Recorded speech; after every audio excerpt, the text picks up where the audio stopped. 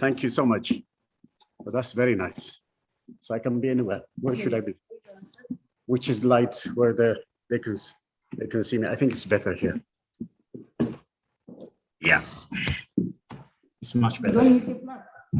I think I need, but it's fine. For the moment, it's okay. Okay, where is the flag? Okay, I'll come later. I'll go later. Okay. Okay, thanks. So I'm ready now. Yeah. Okay. I think we can start, no problem. Yeah. Okay, we can start now. So,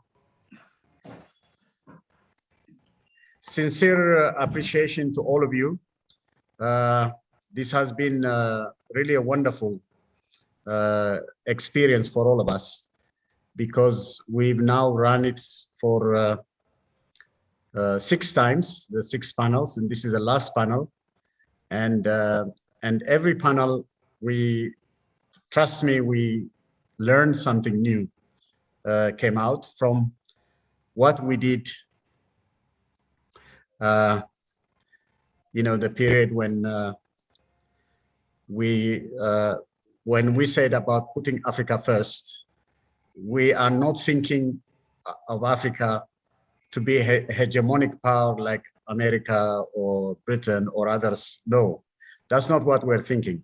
What we're thinking is how the excluded Africa can be included, how the ignored Africa can be recognized, and how can we actually bring back as a partner with both the global South and the global North, Africa with recognition, acknowledgement, and really also valuing the fact that Africa has been giving to the whole world, but getting nothing. So how could we actually bring that back? That was our idea of, and luckily, Chris Freeman also supported us with this. He says that those that were put last must be put first. The stone that the builders rejected must be the cornerstone of the arch. So we were really very much happy that he really, Chris Freeman, supported us, and all great professors like Lundevall, all of you, all joined us, and we are partners, and we did together. And I think we need to continue this idea very much.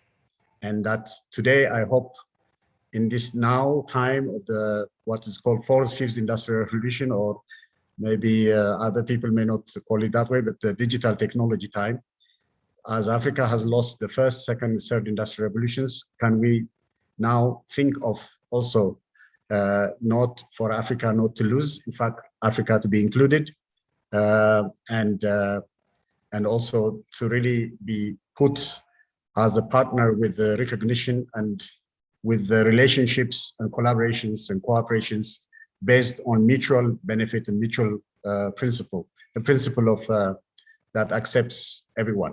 That new value is what we want. One community, one humanity kind of approach is what I think what we mean by Africa coming first is actually saying humanity should also be put first, because the one that was rejected as human must be recognized as first. When you do that, you actually recognize humanity together. That's basically our idea. But I just want to say to you today, our sister, Professor Carlota Perez, it's her birthday. And we want to express our sincere and really the happiest birthday wishes to her. And I saw in a magazine that there's four women have been seen as the top economists, and she was recognized as one of the top economists in the world. And she has been genuinely also consistently joining us in these panels. She has been participating and contributing. I hope today she will also come.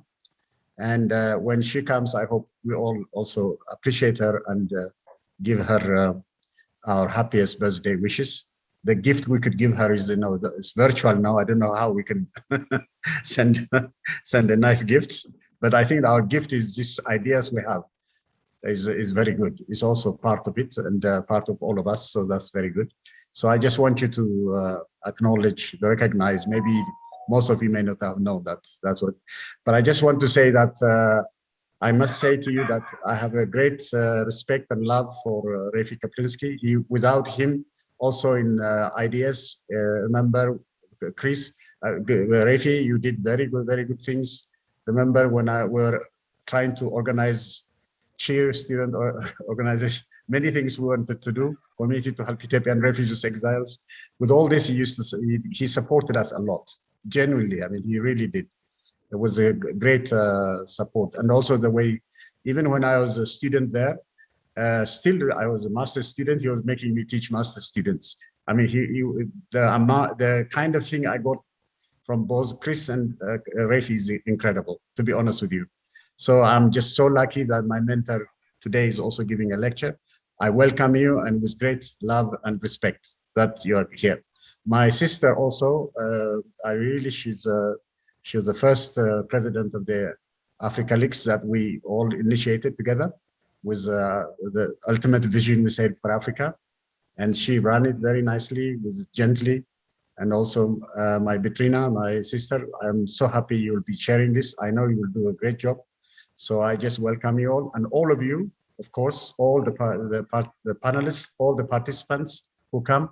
And I saw Norman Clark also, he's incredible. With him who also sent me to Axe, I was able to be a teacher there, a researcher for 1 year and now I'm a member of the College of Scholars, things like that, because of his support also. So with all this support we have, I think we trust, support, together, collaboration, cooperation. I think with no ego, just love. With that, I think we should make a huge difference. And then I'll let you know later on when I conclude what I like us all to do, to continue to do, and not give up with this idea we have of this putting Africa first, on the making of innovation system in Africa idea that we have. We should continue it. I really appreciate you. Welcome all of you, and Rajesh and all of you, your family, everybody. Just great thing what you are doing. Keep on doing it. Keep on keeping on, going onwards and forwards. Thank you very much. Did you hear me? Yes. Thank you very much, Mammo. And good afternoon, good colleagues. Actually, let me take this opportunity to very sincerely thank the organizers of this series, actually, for giving me the honor of actually chairing this last session and on the series on Putting Africa First Revisited. The title, I'm sure most of you have seen the abstract. The title is Innovation in African Agriculture, Manufacture and Service in the Fourth Industrial Revolution. That is the theme of our webinar.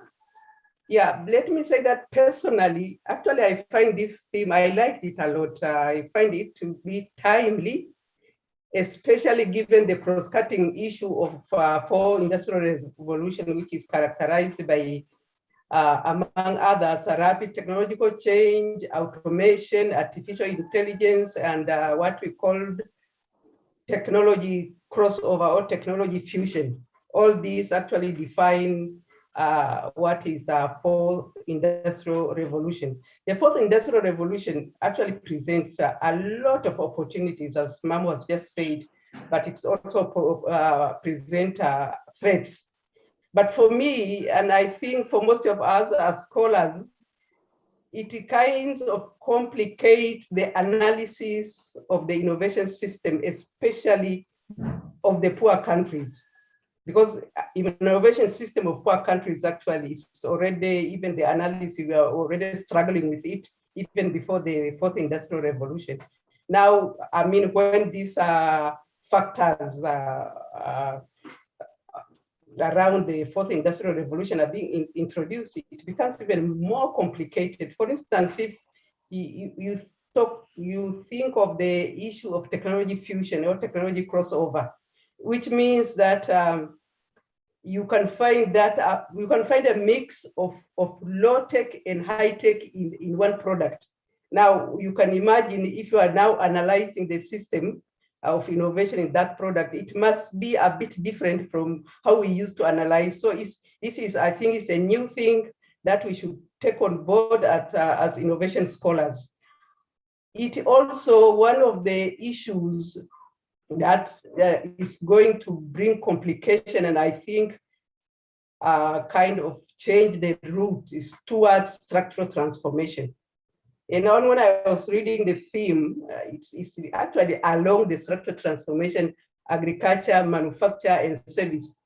All the countries of the world have actually transformed structurally, and they became rich through moving this along these sectors: agriculture, manufacturing, and the industrial revolution. Now, this is going to be very complicated, and it's going to be different when it comes to the late industrializers.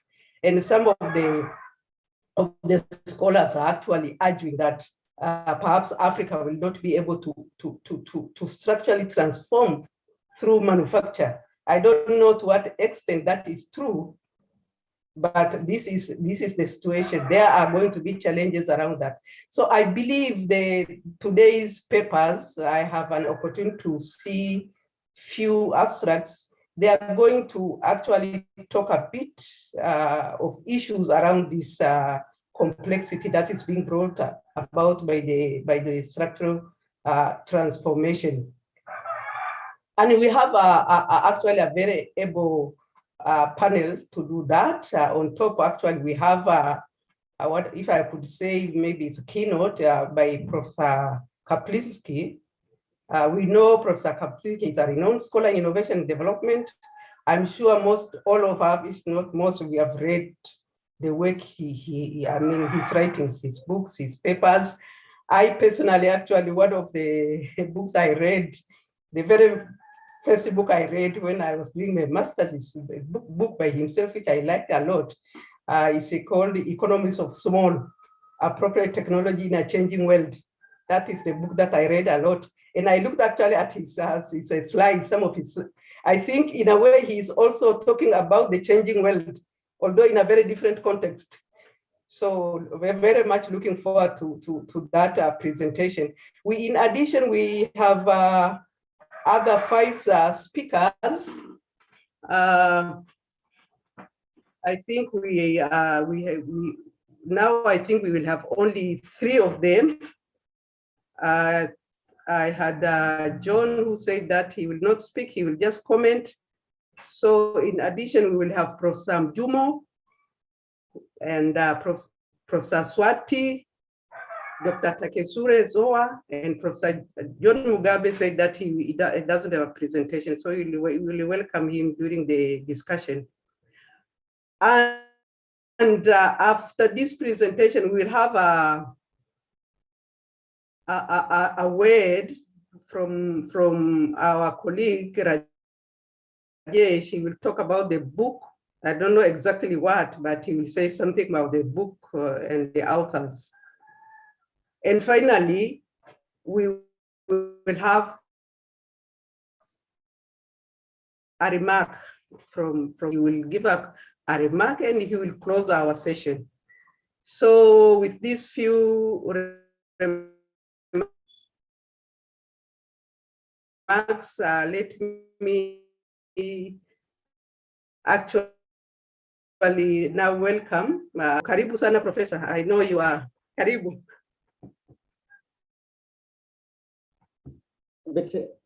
Bitrina, your mic is, please, can you check your mic? Bitrina? My mic.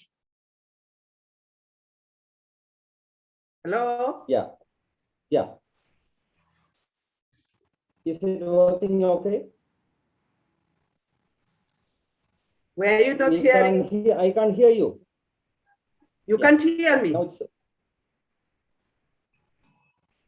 maybe the network. Now it's okay. No problem. So you did not hear me when I was speaking all the time? I heard what you said, but the last bit was not audible. the last bit. I've just welcomed the Professor Kaplinsky to give his opening. Now, can I ask you, Professor Carlota is with us. Can we all greet her, and maybe she wants to leave early. So is it okay to greet her and we start? Is it okay? Yeah, that's fine. Okay. I don't leave. Thank you very much for the greetings. And I can only attend for half an hour because I'm teaching 4 hours today. So I just made it for the beginning. Thank you very much. Happy birthday. Happy birthday, Professor. Thank you. Happy Thank you birthday. very much. Happy birthday. Birthday, Carlotta.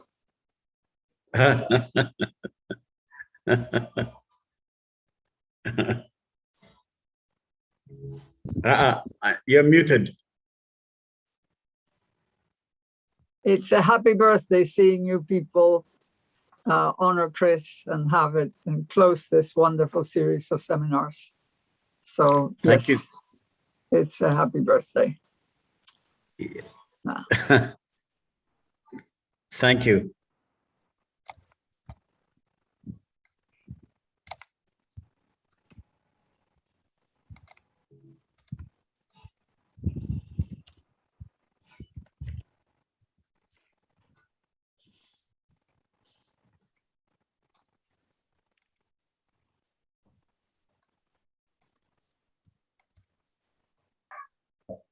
Raphie, Hello. yeah, Raphie, we can start, Raphie, please. What is happening? Okay, do you want me to start? Yeah, I've already invited you to start. Okay. Yes. Good afternoon, everyone. I hope you can hear me. And Mammo, thank you for your kind words. It's the last Saturday was the 100th birthday of Chris Freeman. And Mammo, I believe that Chris and myself supervised your PhD. Is that right? So we go back a long time together. Thank you. I'm very honored and privileged to be able to join you. I speak with multiple identities. I'm a South African, I'm British, I'm European, and as Mammo pointed out, I'm also a member of humanity. And I hope to bring those various insights into a rather restricted discussion on the, as you will see, the burgeoning growth of South-South trade, including in Africa, which has many implications. The one I want to pick up is the implications for inclusive growth. So there are other things as well about South-South trade, but I'm going to focus on the issue of inclusive growth and ask the question, does the growth in South-South trade provide opportunities? Yes. Does it also have costs? Yes. And later on in discussion, we can perhaps talk about how we transform threat into opportunity. I'm going to begin by standing on Chris Freeman's shoulders, very strong shoulders, and to talk not about South-South trade in the first instance, but to talk on the basis of Chris's seminal contributions to the idea of long waves. And for those, most of you will know about the issue of long waves, but the significant point is that since the early 18th century, the major economies of the world have been through a series of surges, waves, paradigms, call them what you like, each of about 70, 80 years duration. The first one was water power and canals. The second one was steam power and railways. The third one was heavy engineering and telegraph. The fourth one was mass production, which is now in crisis, and we're in the transition to the fifth wave, which is the information and communication technology paradigm. So I'm going to start off in talking about South-South trade to explain how it is that South-South trade was an important component of the latter years of mass production. But as mass production is now degraded and run into difficulties, so deep globalization, the Chinese model of producing in China for consumers in America, is under threat. And it's now been supplanted globally, not by deep globalization, but by the growth of intra-regional trade. So let's begin. The period after the Second World War was a period of historically unprecedented growth. Economists refer to it, historians, as the golden age. And as you can see this graph from 1961 to 2018, of course, there have been variations over the years. There's been a long-term decline in the growth rate of the advanced economies. A major contributor to that was, sorry, the slides. A major contributor to that was the decline in productivity growth. Here you can see the US, Japan, United Kingdom, Germany, France, and Italy, and with the exception of one brief period in America during the late 1990s, in each of these countries, as the decades wore on, you can see that productivity growth began to decline. The consequence of declining productivity growth was that corporate profits, and this is the US figures, which had risen during the golden age between 1950 till about 1970, 75. After the productivity decline, the profit rate in the rich countries began to decline as the early gains of mass production were exhausted. So what did the corporate sector and what did the advanced countries do? They changed the international trade regime, made it much easier to trade. We had trade liberalization across the world, and they took advantage of cheap labor. So here's a comparison of wage rates for different types of labor between different countries. And as you can see, I'm really telling you something you all know about. Wages in the poor countries were much lower than wages in the rich countries. And the response to the crisis in profitability was to draw on this global labor force. And as you can see, that bore fruits between 1990 and 2007, the high point of modern globalization, the rate of profit increased in the US. So we can see the advance of deep globalization from the 1980s, particularly beginning in the 70s and then accelerating massively after China entered the global economies in the 1980s, was the key to the survival of capitalism in mass production, despite the fact that the mass production paradigm was in crisis. And the consequence was that if we look in the early 21st century, around 75% of global trade occurred within global value chains. More than two-thirds of all global trade is now in intermediate products. And that means, I won't go into the details, a vast overestimate of the degree of international trade, because the screen on your phone is counted twice in international trade as an export from Korea to China and included in the mobile phone exporter from China to America. But the central point is that by the early 21st century, something like 3/4 of global trade was in global value chains. However, the high point of this global trade through global value chains was just before or about the time of the global financial crisis in 2008. After the global financial crisis in 2008, the share of globalizations making in China for consumption elsewhere in the world, as an example, but of course China wasn't the only low-cost production site, began to decline. And it's no longer the case that deep globalization is unstoppable. In fact, to the contrary, what we can now see is that trade is increasing, but it's no longer trade which spans the globe. It's trade which is increasingly on an intra-regional basis. This is the share of emerging countries' trade which is intra-regional. You can see it increases over a relatively short period of 10 years from 25 to 45% of the total trade. And you can see, if anything, an even greater share in African trade.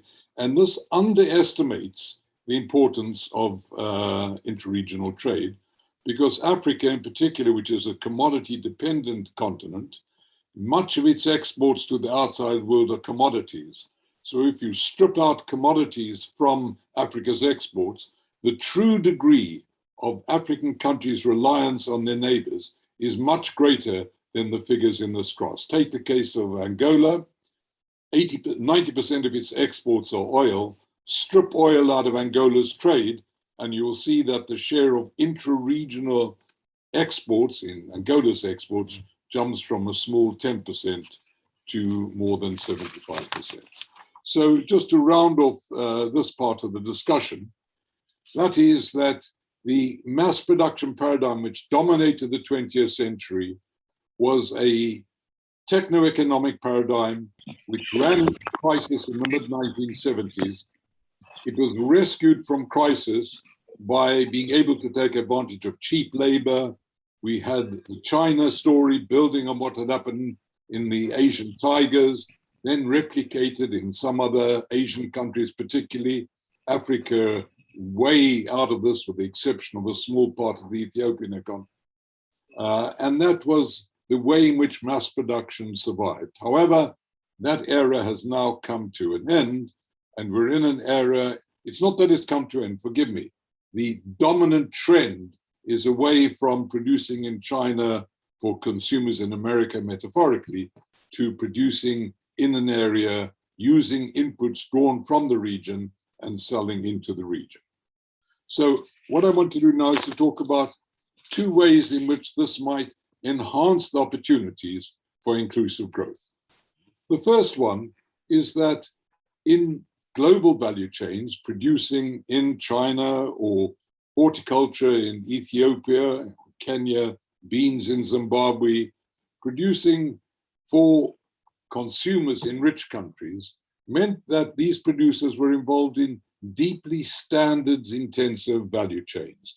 There were all sorts of requirements which were required in order to participate, and the current conversation now is around ESG requirements, economic, social, and governance requirements. To sell into rich markets now, you need to be very standards intensive right through your value chain. These standards, as I've said here, are quality labor, environment, whatever, but they require literacy and numeracy in the labor force. And the supply chains in these global value chains were largely supply chains of large formal sector firms. So that the consequence of this, of these standards intensive value chains, is massive inclusion. For the minority of the labor force, the minority of the firms which win global value chains, living standards, working conditions, environmental standards improved.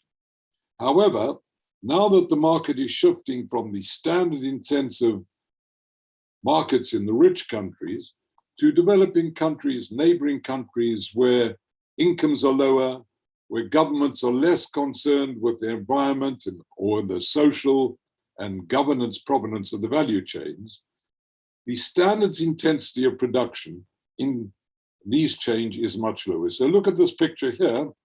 This is a picture done by one of my PhD students some years ago. The export market in Gabon moved from timber being sold from the EU to China. And she asked the question, the buyers in EU, how much on a scale of 1 to 5 did they take account of a series of sustainability criteria? And as you can see, the requirements for selling at European markets were generally towards the outer bound of this 1 to 5 scale. The requirements for selling it to China were much lower. And similar results also found in the case of Thailand, where the animal feeds industry moved from selling to Europe to China, and again, a collapse of standards. So the central point here, opportunity number one, is as the market moves from rich countries to poor countries, from what I call deep globalization to intra-regional trade to selling into local markets, so the opportunities, the positive opportunities, open up for the inclusion of informal sector producers, small firms, relatively illiterate and innumerate workers. So here's a major opportunity for more inclusive growth, but as we'll see at the end of my presentation, it's not all good news, there's some bad news as well. So that's opportunity number one. I'm speaking very briefly. The switch of markets to developing countries provides the scope for greater inclusion. The second opportunity is, and we go back not just to Chris Freeman, but to the work done in SPRU and IDS in the early 1970s, by Chris's close colleague, Charles Cooper, Norman Clark, myself, Martin Bell, you will know those names, our names, were concerned with a series of investigations into the economic efficiency of so-called appropriate technology. And we begin with Chris's, and it's not just Chris, but he brought this to the forefront of the discussion, that there's no Darwinian unfolding of technology. There may be technological opportunities which are in some sense Darwinian, that is, coal is better than steam, than water, and electronics is much more effective than pre-electronic technology. But the particular direction in which these broad technologies are used is malleable. And the context in which technological change is driven reflects the nature of that technological trajectory. Technologies produced in particular environments reflect those environments and have particular characteristics. And hence, the contemporary thinking, and you will know of the name of Mariana Mazzucato, who was given great prominence to the phrase directionality, which is how can we impart directionality to a technology which has a number of potential uses. So here's a framework for thinking about it. If we think of innovation, just, and I'm speaking here in a rather 2x2 loose form, as if the only points of technology innovation were the capital and scale intensity compared to the labor intensity and the scale of production. But if we look at this as a 2x2 taxonomy, in the early years of the 1970s, what we found was that although there were technologies emerging from developing countries which paid low wages, had reflected the high cost of capital, they produced in small volumes for local markets, they occurred in the realm of weak entrepreneurs. In many ways, these are the Schumacher's technologies which were appropriate. However, they were inefficient. And insofar as economic progress requires, and I don't want to go into the technical definition of efficiency, but accept the phrase as a broad phrase, insofar as sustainable economic growth requires efficiency, these technologies weren't efficient. The efficient technologies were those technologies which reflected the high wages in which they were introduced, the relatively low cost of capital, high quality infrastructure, large markets, and vibrant entrepreneurship. So in the 1970s, appropriate technologies which were in principle available to have more inclusive economic growth were in fact just not viable. But over the course of 20 or 30 years, things began to change. Technologies began to be introduced, here we see, developing countries, still having innovation in the context of low wages, high costs of capital, small markets, were beginning to take advantage of investments in research and development, not so much research and development, but in education. Entrepreneurship was growing, and they were moving their technologies away from being inefficient to efficient. At the same time, innovators in the rich countries were observing the fortune at the bottom of the pyramid, prahalad. And so we had the emergence increasingly of technologies which are efficient now. They give access to unskilled worker, they are capital saving, and therefore the high cost of capital isn't a problem. And there's a massive growth of entrepreneurship. And I mean, for me, I think the two most significant characteristics of Africa at the moment is firstly, the massive size of the youth population, but secondly, the massive in entrepreneurial dynamism, which you find across most African countries. So this now gives the opportunities for efficient production using appropriate technologies. And I want to just give you an example. 3 of my Ghanaian students looked at a comparison between Chinese and Indian technologies versus Japanese and European technologies in 3 sectors in 3 countries, in rice tilling in Tanzania, between Chinese, Indian rice tillers and Japanese, in furniture in Kenya, between Chinese technologies and European technologies, and in garments in Uganda, clothing, again, between Chinese sewing machines and technologies for Europe. And what they found was that the Chinese technologies had a very low acquisition cost, were easily acquired by poor people, and interestingly, were particularly easily acquired by women. They were very labor intensive. They didn't produce high quality products, but they used basic technologies. And a dominant characteristic of these Chinese and Indian technologies, they broke down very often, which on the one hand you could say is a terrible waste and a cost, but that has unintended or hidden consequences which are actually developmentally positive. And in the case of Tanzania, where the Chinese and Indian rice milling machines broke down often, it led to the growth of metalworking workshops all over the rural areas of Tanzania. They were initially spurred by the need to service these rice milling machines, but you know what? A person doing metalwork can meet the needs not just of rice milling machines, but a variety of other technologies as well. And so are we surprised to see this? If we look at the period between 1990 and 2018, and the share of capital goods imports into Latin America, to South and East Asia, to South Asia, and Sub-Saharan Africa, the share of imports coming from China, you can see by the year 2000, there were virtually no capital goods imports coming to these countries, with the exception of Southeast Asia. But in the short space of 15 years, the share of capital goods coming from China, in this case, but to some extent India, some cases from South Africa and Brazil, rose to 25% of all capital goods imports.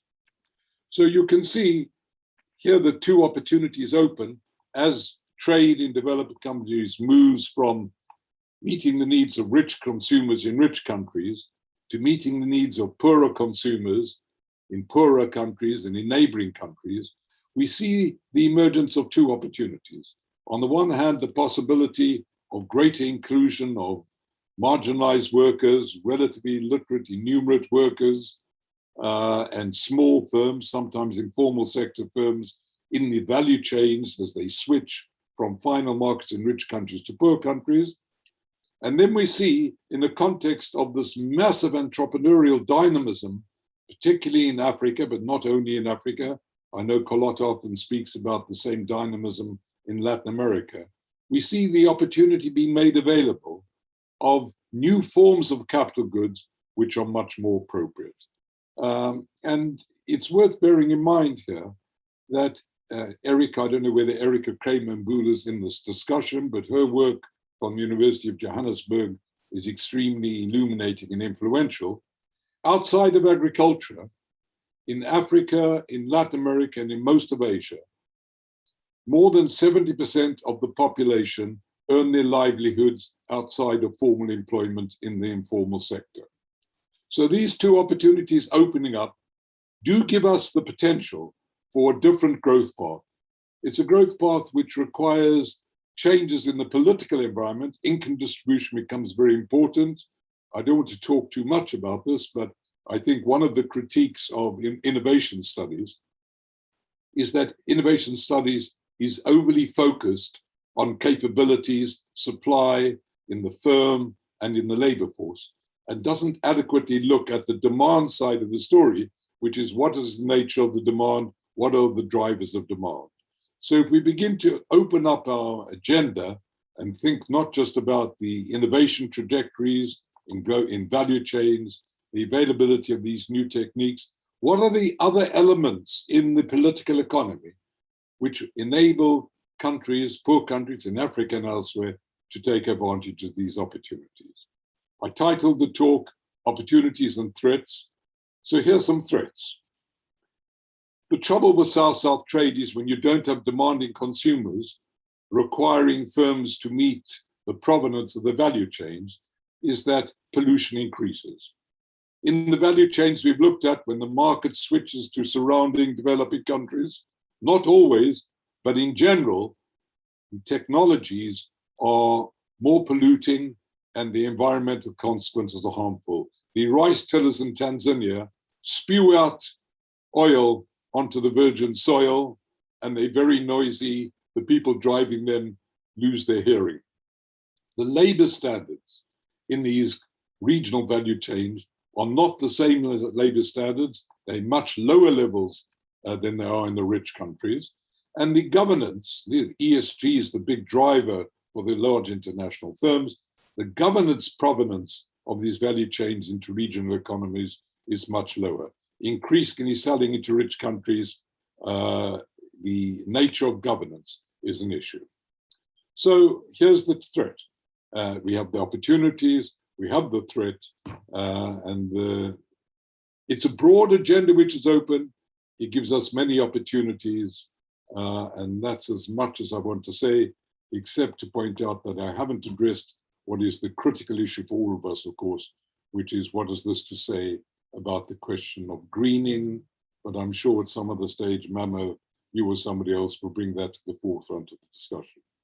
I've left, if you want, on the website, if you want to share this, a series of papers which address these questions. And Bitrina, you'll be relieved to know that I'm finished.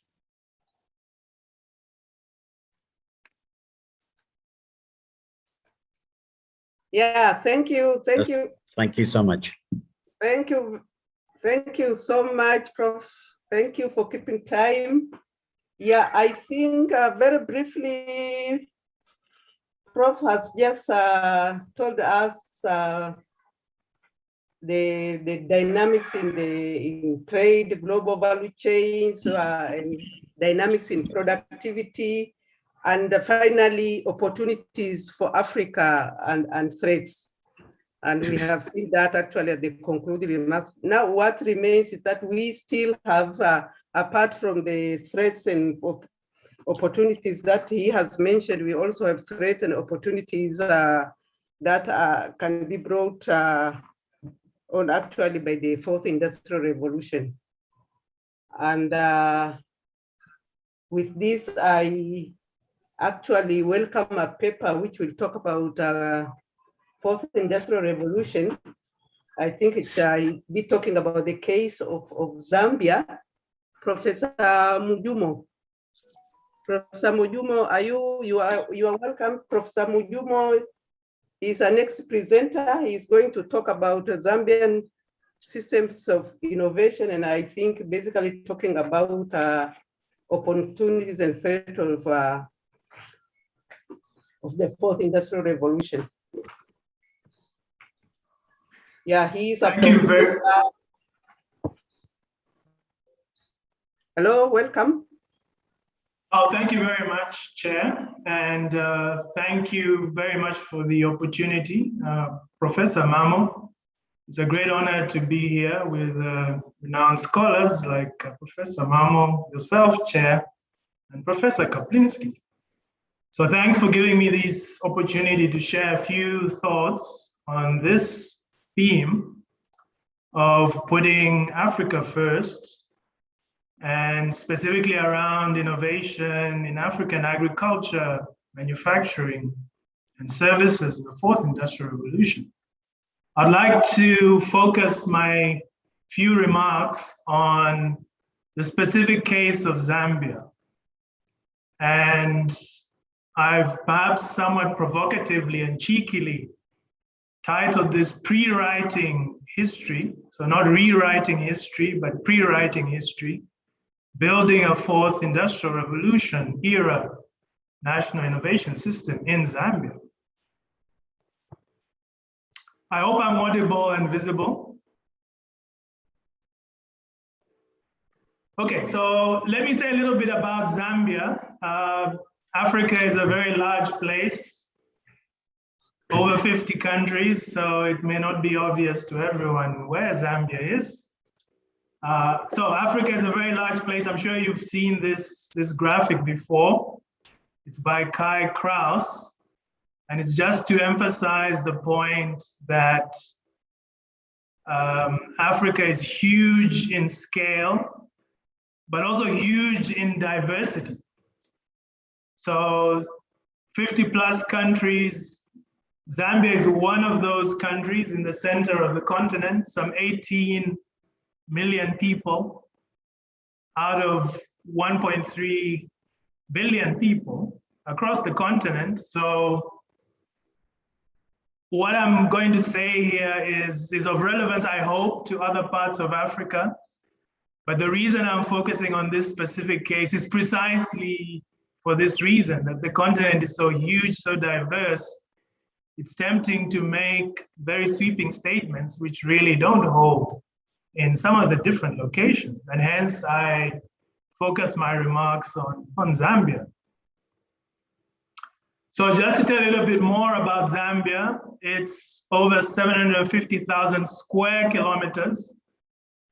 So several times the size of the British colonial masters. As I say, some 18 million people spread across this vast expanse of land, 10 provinces, over 70 ethnic groups. Again, it's a microcosm of the continent, but still extraordinarily diverse, even as small a country as it is. So let me say a little bit about the fourth industrial revolution.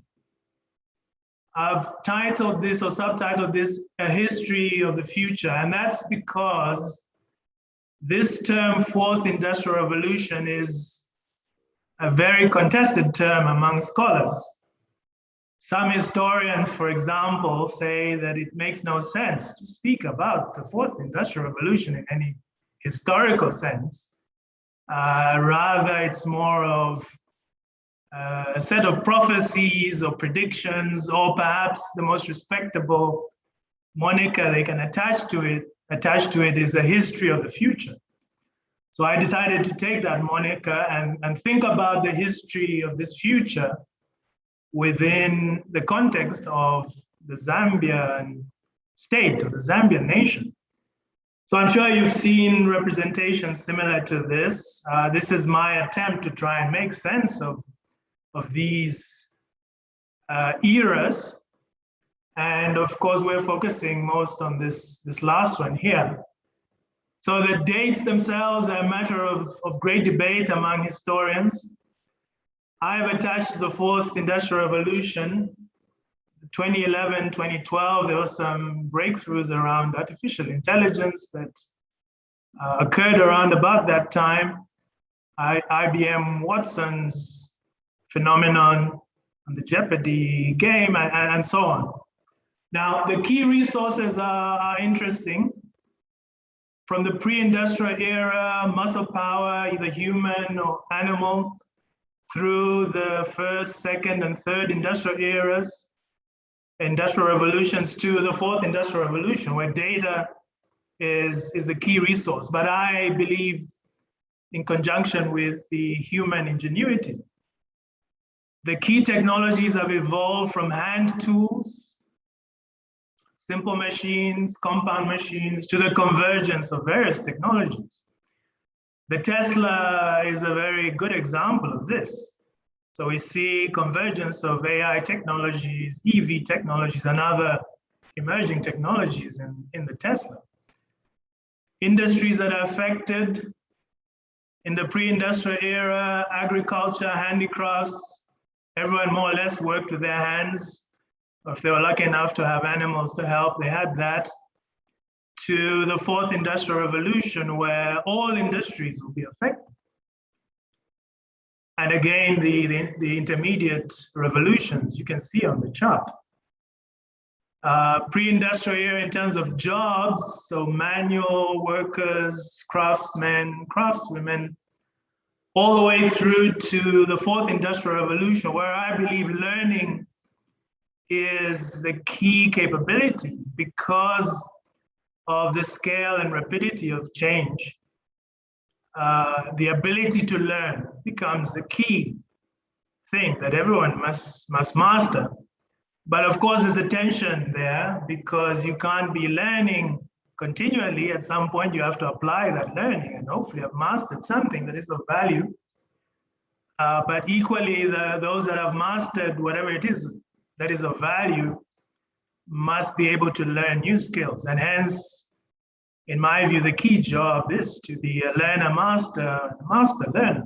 Now, this, as I say, is something that scholars would argue about and so on. My intention here, though, is to use this as a framework to think about how an African country like Zambia can exploit this for its own development. So I'll leave the scholarly debates aside, valid and though interesting they might be. The book that we're commemorating, Putting Africa First, published now almost 18 years ago. In chapter 1, the authors, Professor Johnson and Professor Lundvall, made this statement. So the title of the chapter is National Systems of Innovation and Economic Development, and this is one of the excerpts. One of the weaknesses, they say, of the national systems approach when it comes to countries in the global south is that it has mostly been applied to the north, mainly as an ex post rather than as an ex ante concept. It has not to the same extent been applied to system building. When applied to the south, the focus ought to be shifted in the direction of system construction and system performance. Now, I should admit here that I may suffer from a bias. I'm an engineer by training. And so I think in terms of trying to solve problems and create solutions to difficult situations. And so this was very appealing to me. And I'd like to apply this to the case of Zambia. But let me mention that I've been thinking about this problem for many years. This is a paper that I presented in 1998 in Johannesburg, where I happen to be today, in a sub-regional workshop on technological convergence and telecommunications regulation.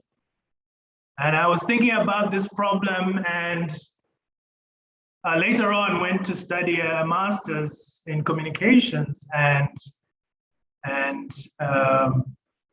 communications technology and policy, precisely for this reason. But I didn't have this framework, the National Innovation Systems framework, which I think is actually a perfect way of thinking about this in a constructive manner. And so let me turn to that framework. And again, thinking about Zambia and constructing and promoting a system of a national system of innovation, thinking about the two innovation modes that we know from the developments and knowledge that has been acquired over the years. So science, technology, and innovation, but also importantly, learning. Learning by doing, using, and interacting. So what are the key steps in constructing such a system? Some of these will be familiar. So the innovation policy step is a key one, having the right policies in place to build and promote the system. Resource allocation is key, not just finances, but people. You have to have the right institutions. And then implementation. I'd like to suggest alongside these the following. So policy innovation to go along with innovation policy. So it's not enough to be able to put innovation policies in place. The policies themselves must be subject to innovation. And so policy innovation is key. Resource relocation as well as circulation. For example, I think this is one of the secrets of the United States' relative success in their national system of innovation. People are able to move around. If we think about human resources between the government, private sector, civil society, and academia.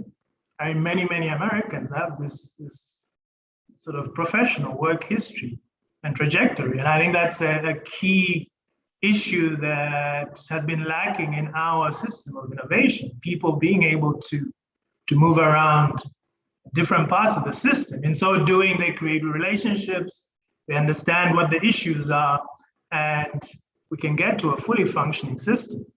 And then on implementation, I think we have been lacking experimentation.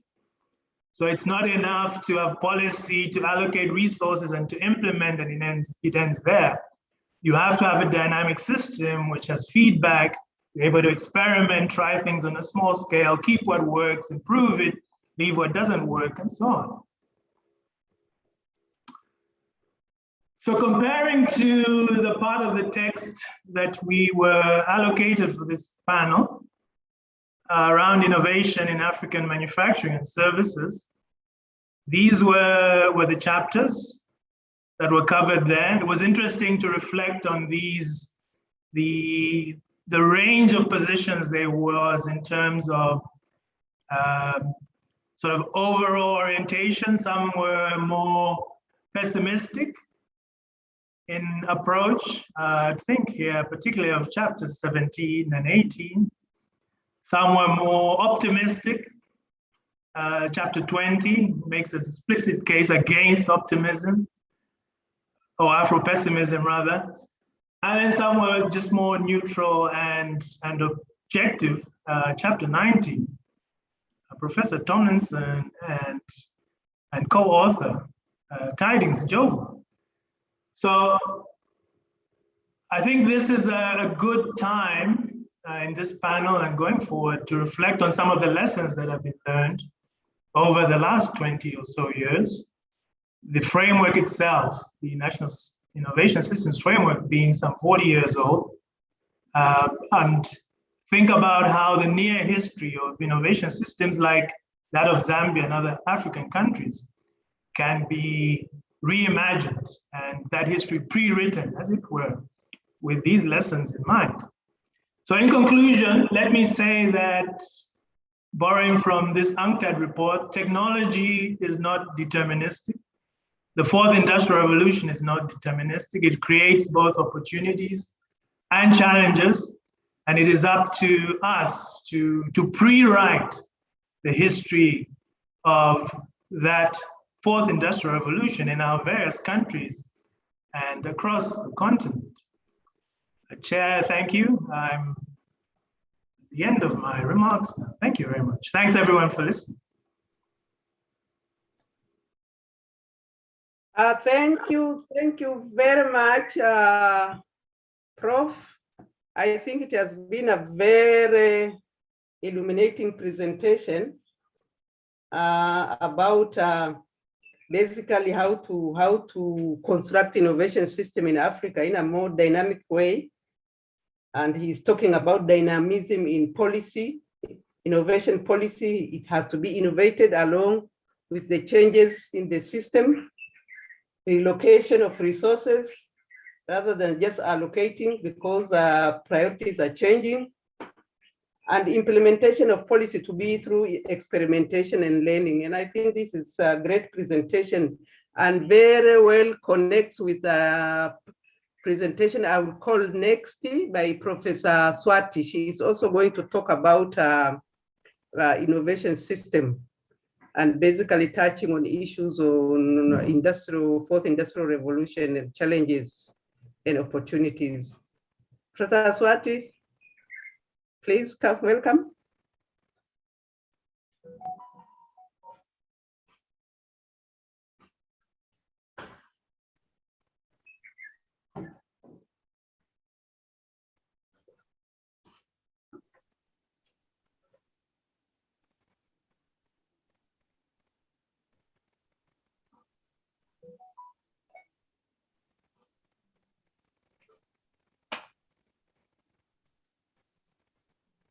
Thank you very much, Chair. Am I visible? Is my screen visible? Is it everything okay? Yeah, because, yeah.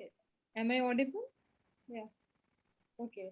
So maximize the window. Maximize the window.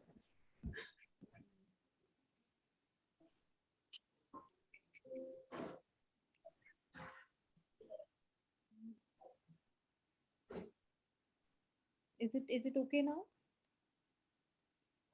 Not yet.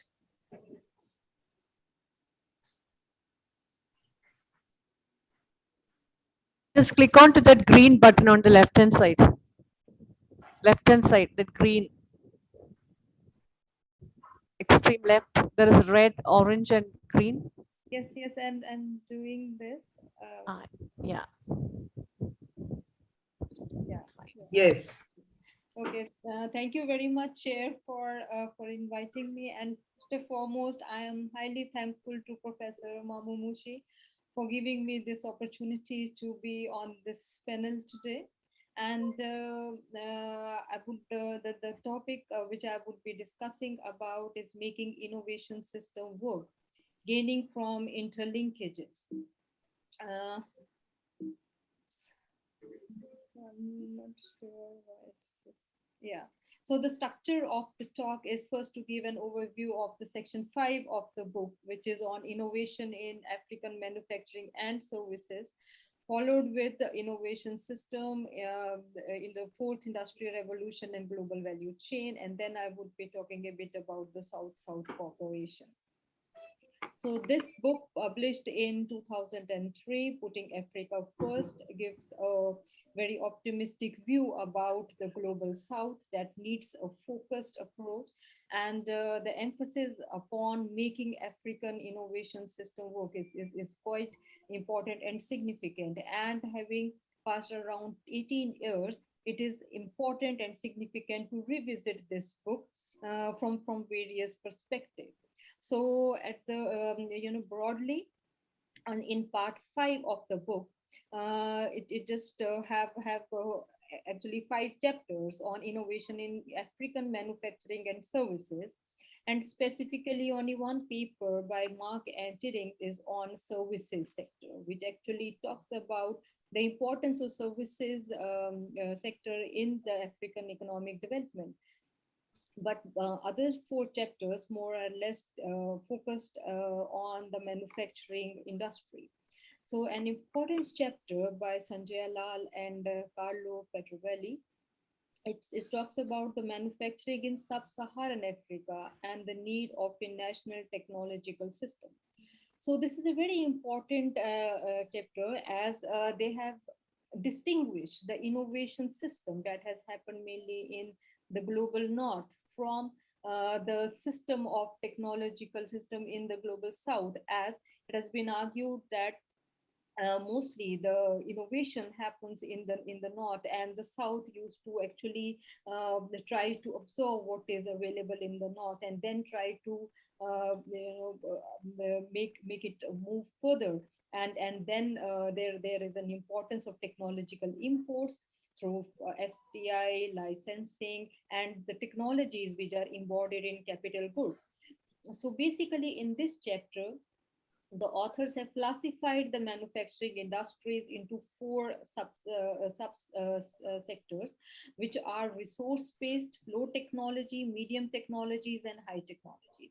So they have compared some of the African countries like Kenya, Tanzania, Uganda, Ghana, and Zimbabwe with some of the Asian countries like India, China, Korea, Malaysia, and Thailand. And interestingly, they have observed that the African countries are most revolve around the resource-based industry. And rather, the countries like South Korea, they have actually shown an exorbitant growth rate over the years because of the technological intensive industries in which they have actually started entering. And this is a very interesting and important distinguishing factor, which just shows that path of structural transformation towards high technology industries. So basically in this paper, they argue about the systematic approach in the sense that the technologies which are imported from the global north needs to be assimilated, and it needs to be strengthened from the efforts of learning through human capability buildings, technical knowledge, and education systems, and incentive for R&D, because R&D also, in order to observe technology from the north, one needs to invest in R&D so that they could be assimilated in those countries and firms. And at the same time, science and technology institutions, they are also played a very important role. So a close link of, say, a perspective of innovation system, but from the global south, depicting the national technological system, is being emphasized in this paper. And importantly, they also argue about that there is a need for a tandem approach of the government sector and the private sector in order to what they actually try to achieve for the growth and development of these sectors. Oops, I'm sorry. So the other two chapters were about in this particular section is about barriers to and opportunities to innovation in developing country and the case of Ghana. In this, the O.J. Sorensen emphasized upon learning. So learning for them, they also just try to explain this the process of learning, which starts from understanding the process how to produce, and then go into learning the process of repair and service, and then understanding and learning that how to differentiate. This is very important for incumbents, and at the same time how to develop new products. So, but the challenge that these countries from the global south actually face, and specifically in this particular case, is the tacit frontier knowledge, which is very difficult to assimilate and to absorb in the global south. That needs a close interrelation and a close working is important. And even then, there are some bottlenecks which just does not make that flow of technology or technology spill over to be as smooth, which is actually being expected by the laggards, the countries and the firms. Another important paper in this section was by G.M. Marcellet.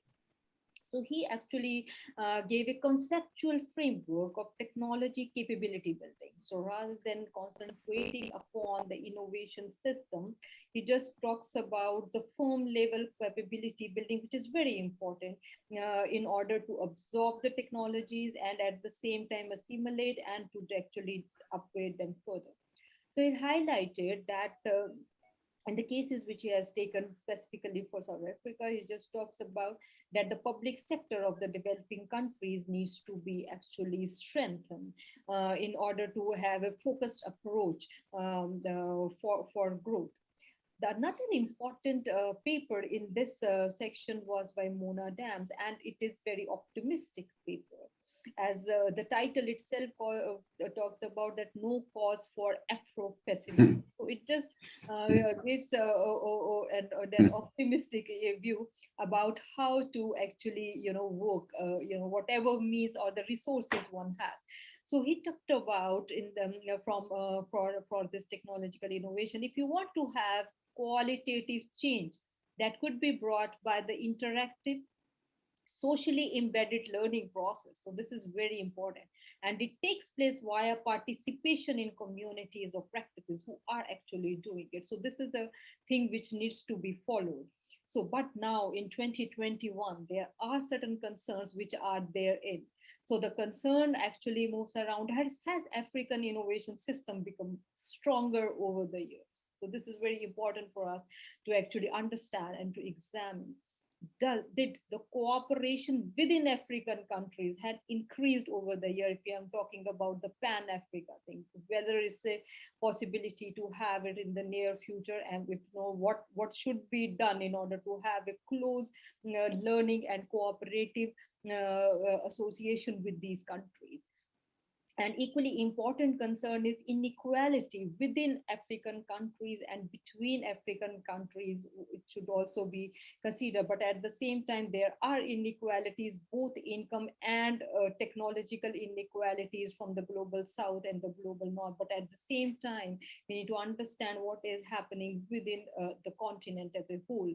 And the important thing which is actually being paid by these countries and these industries from these emanating from these countries, that they should not get stuck into the middle income trap, in the sense that that in order to compete or to just gain from the global value chain, they just try to provide the resources at a cheaper rate, but at the same time it is very difficult to just jump over into the technologically advanced processes and the things in order to gain more. So that is again a cause of concern for most of the developing countries, and that's true for countries from Africa. So now the approach for innovation system of Africa should concentrate on whether we should be just looking at the individual countries or Pan-Africa for the innovation system, which we could call as a regional innovation system, or just we concentrate on few industries, technological innovation system or sectoral innovation system. So how the global value chain and how their contribution into these global value chain has been happening over the years. So what about the resource endowment?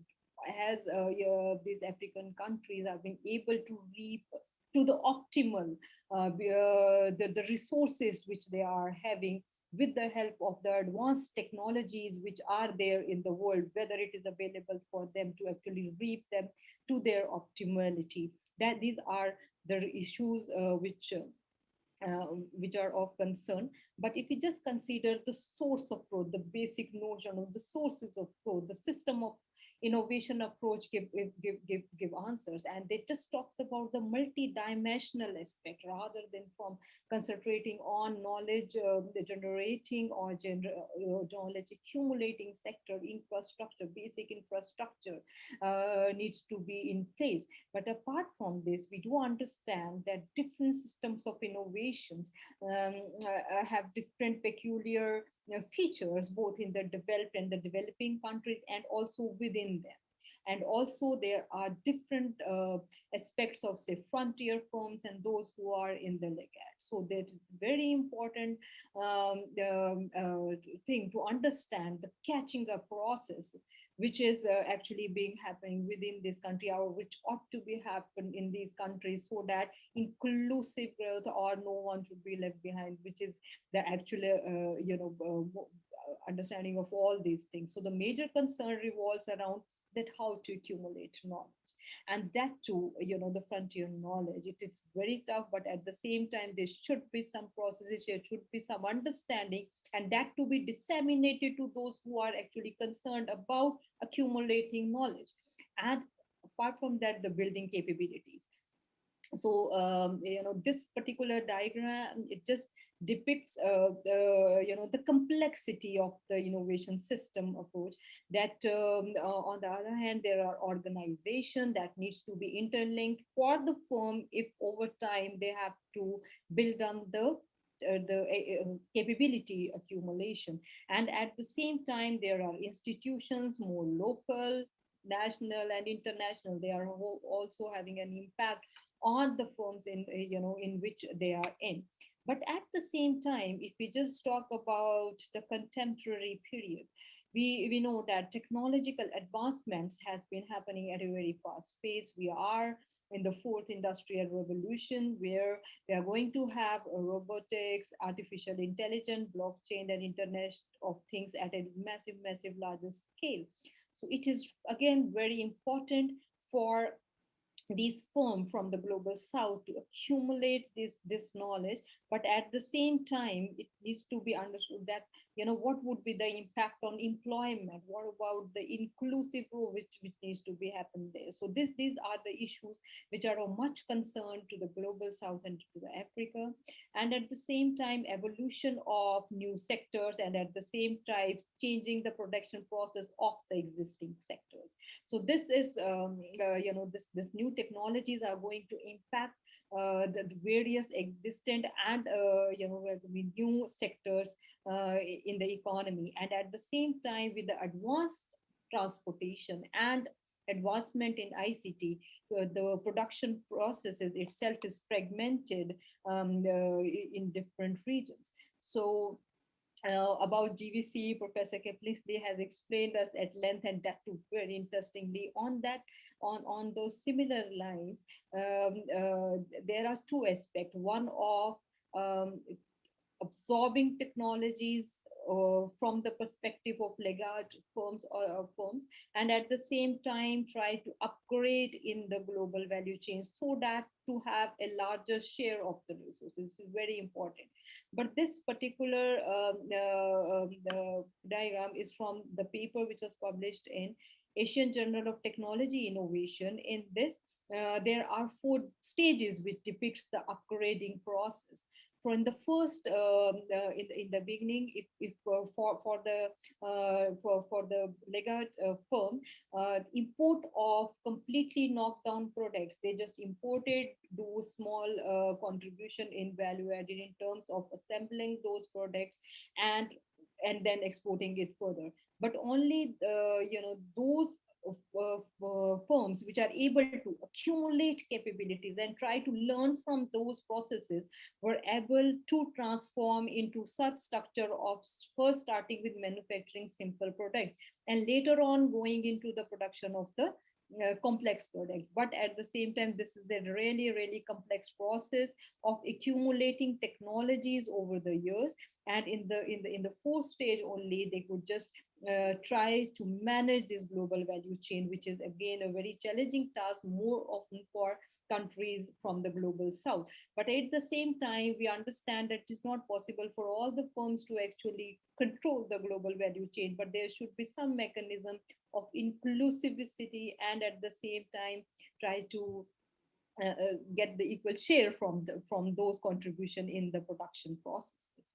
So I just want to just quote for Christopher Freeman, which is in the preface of this book, and he just said, and I just quote: "For many reasons, the work on Africa is especially important.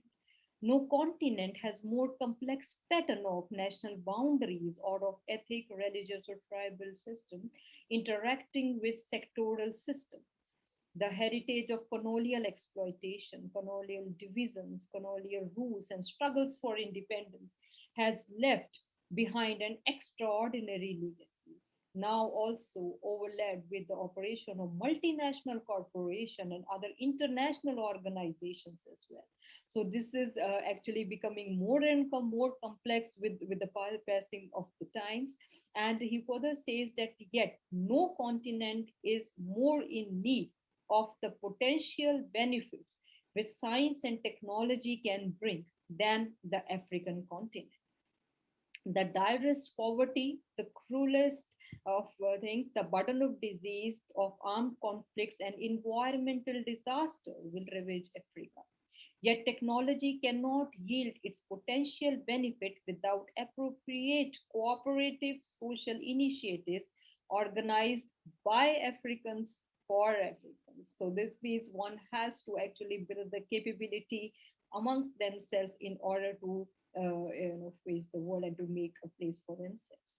So Christopher Freeman, he also highlight very important points which are actually relevant, much more relevant in present times, that there is a need to protect the environment, the resolution of the problem of indebtedness, and the avoidance of abuse by powerful corporations, and defense of Africans' interest in technology and science.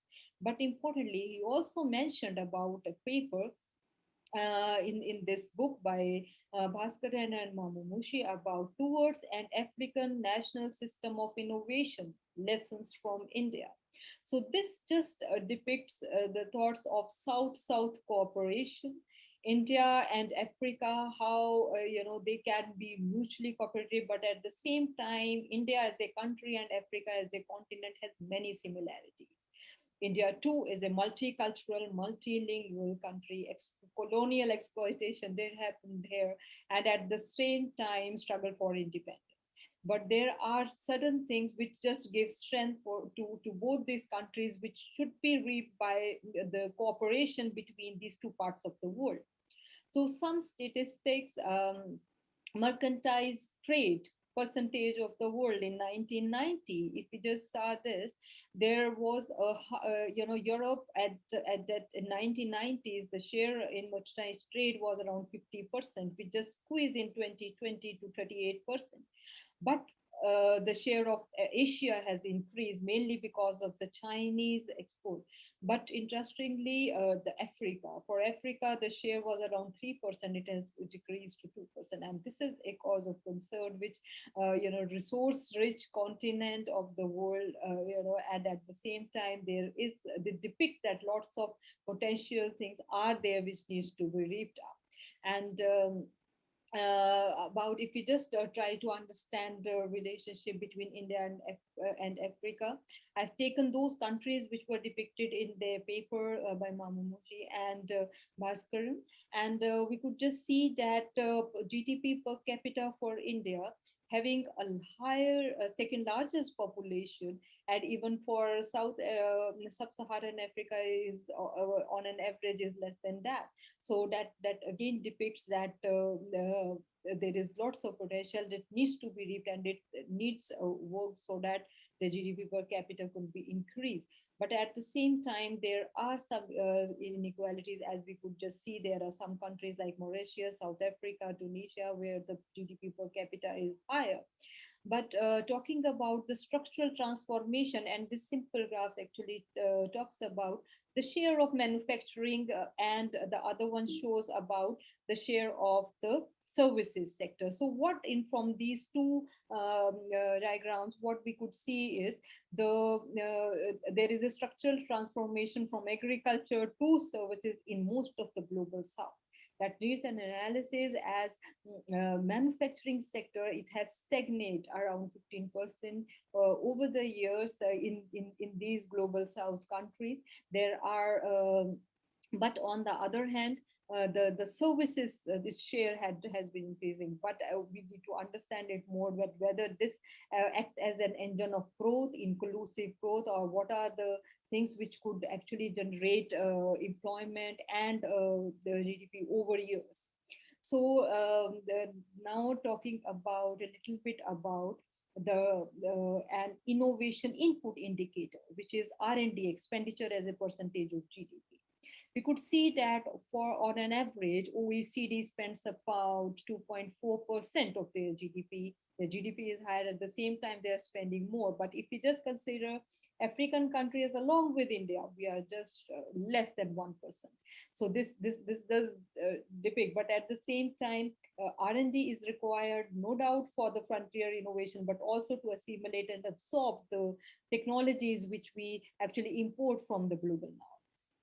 And importantly, about this Pascati manual and the task of estimating R&D is also a very important contribution in the history of innovation studies.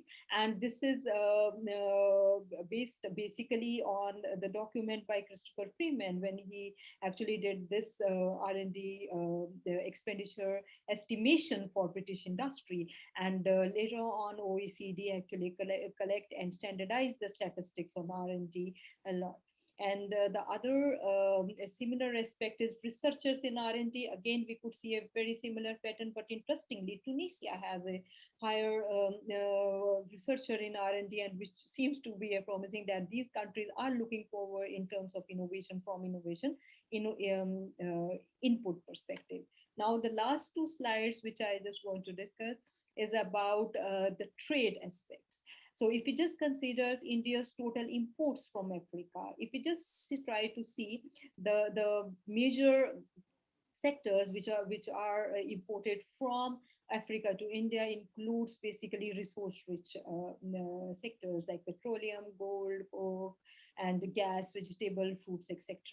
But on the other hand, if we just see India's total exports to Africa, there we could just see, apart from refined petroleum, medicine, and pharmaceutical are important exports to Africa, and then the transport vehicles, road vehicles, 3D textile yarn, specialized machinery. So this depicts that from the Sanjay Alar's paper that, you know, whether there is such a transformation from resource-rich sectors to the high technology industries, which seems to be somewhat not happening at the speed which was actually expected from these countries. So but again, talking about the India and the African cooperation. So this picture, and this is the last picture, which gives a very promising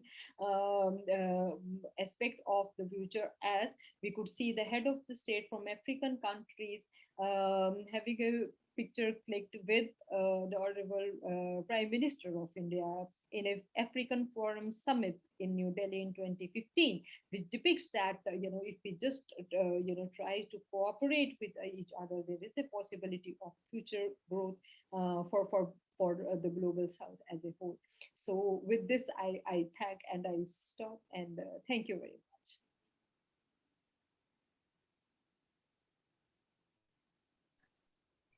Thank you very much, Swati. That was a really interesting presentation. I think linking even to the first presentation on the keynote, and the second presentation, and it raises actually raises a lot of very pertinent issues. But there is one that I have noted, and I think people should also try to address is, has African innovation system become stronger? What can we say? Can we even measure it? Do we know how to measure it? And I think this is a question that is, because all that we have been talking about is basically towards that, is basically towards building the system of innovation in Africa. And unless you know how to build it, and unless you know how to measure it, you cannot actually do it. So even gains from the global value chains, are we gaining? I think for me, these are the two very pertinent issues to be addressed, and what are the indicators of actually measuring this?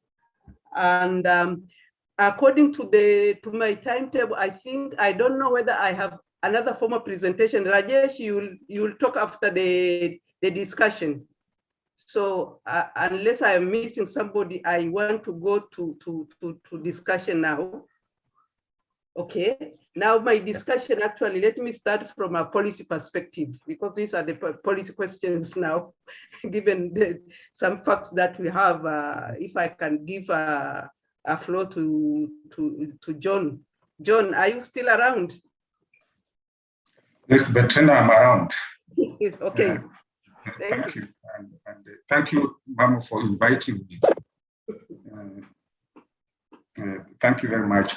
I'm not going to attempt answering Bitrina's question, or the question that is being posed, whether the African innovation system has become stronger, because I don't think that we have an African innovation system.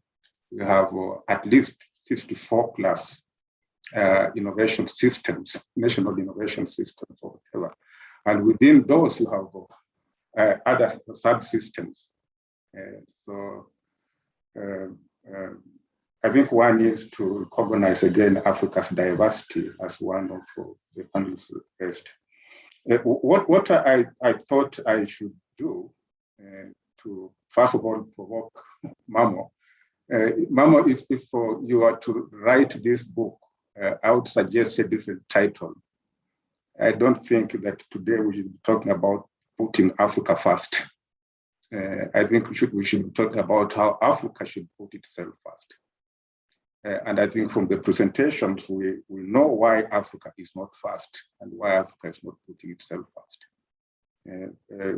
Professor Kaplinsky made reference to governance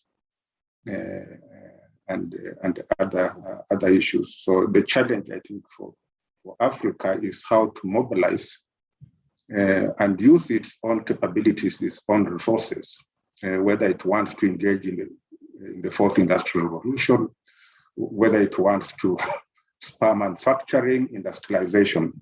For me, that I see that as a challenge. And that challenge has a lot to do with not the absence of STI policies at all, or the absence of systems of innovation, but it actually has to do with just poor governance, in my view. What we've seen in Africa since putting Africa First was published, a number of things have happened, by the way, on the continent. Africa adopted in 2013, or about then, a long-term development agenda, Africa 2063. In that agenda, You have explicit reference to science, technology, and innovation, reference to strengthening national systems of innovation, regional systems of innovation, and so on. To implement the science and technology provisions of Agenda 63, what has happened is Africa developing CITESA, Science, Technology, and Innovation Strategy for Africa, CITESA 2024.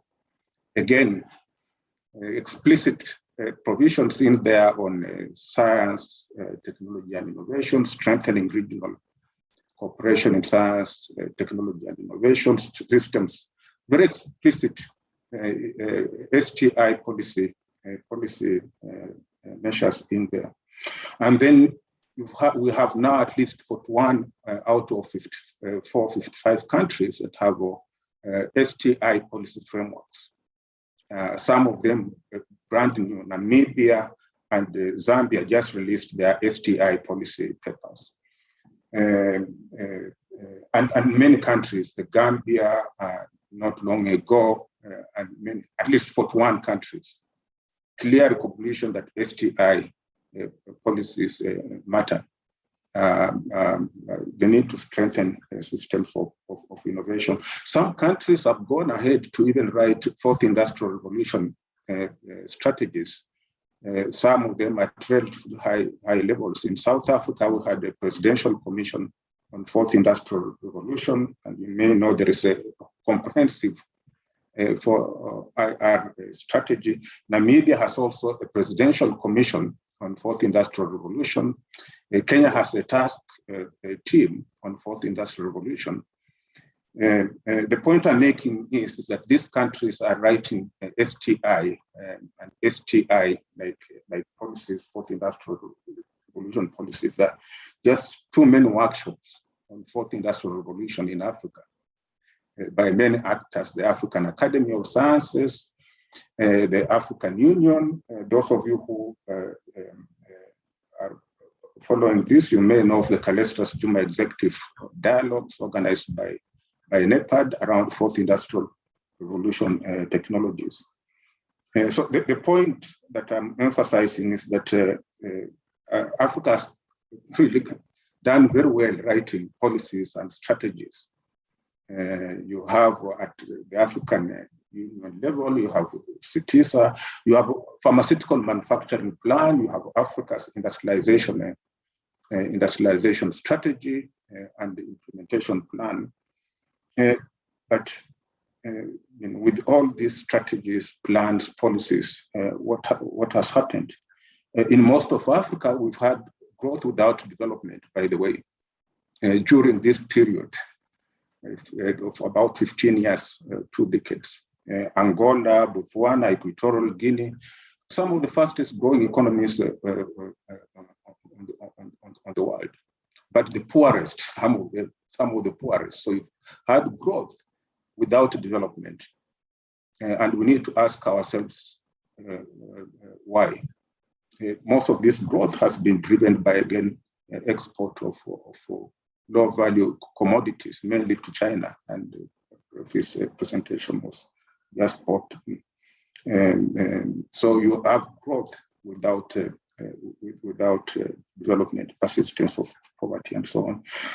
There's also, I think, an indication in a number of countries that we have deindustrialization. Those of us who work and live in South Africa know what has happened in the last at least 10 years. Manufacturing has gone down. Government not long ago announced that it has to invest in reindustrialization strategy. The National Advisory Council on Innovation has now been mandated to design what is called industrialization through innovation, another strategy to reindustrialize the country. Then you ask yourself what happened to industrialization on the continent. In a number of countries, including South Africa, where we know that, in fact, prior accumulated capabilities, even for manufacturing vaccines, have been eroded. It's now a struggle here now to rebuild some of those capabilities. And 15 years ago, South Africa had some of the best biotech regional hubs. Several of them focused on vaccine manufacturing, but those were ignored or dismantled. At the regional level, we've also had major investments in building regional economic communities, strengthening regional economic and political integration. You have the African Continental Free Trade Agreement, brand new, out there. So all these initiatives. But what are the challenges in my view? And this is based on my own experience. I think we have too many of these policy strategies, but policy literacy is relatively low on the continent. So you go to countries, people will say we have an innovation strategy, but they don't know the policy measures in that strategy or even the specific actions. So policy literacy is a major challenge. You will not implement the policies, you will not grow national systems of innovation or even develop an African one if those who are responsible for policy do not know about these policies. There are also issues of just leadership and accountability. Since 1980, by the way, African presidents have been talking about investing at least 1% of gross domestic product at national level into research and development. Today, none of the African countries has really met that target. And almost every year they meet and just rehearse to make the same statement. And my view is that there's just lack of leadership. You not move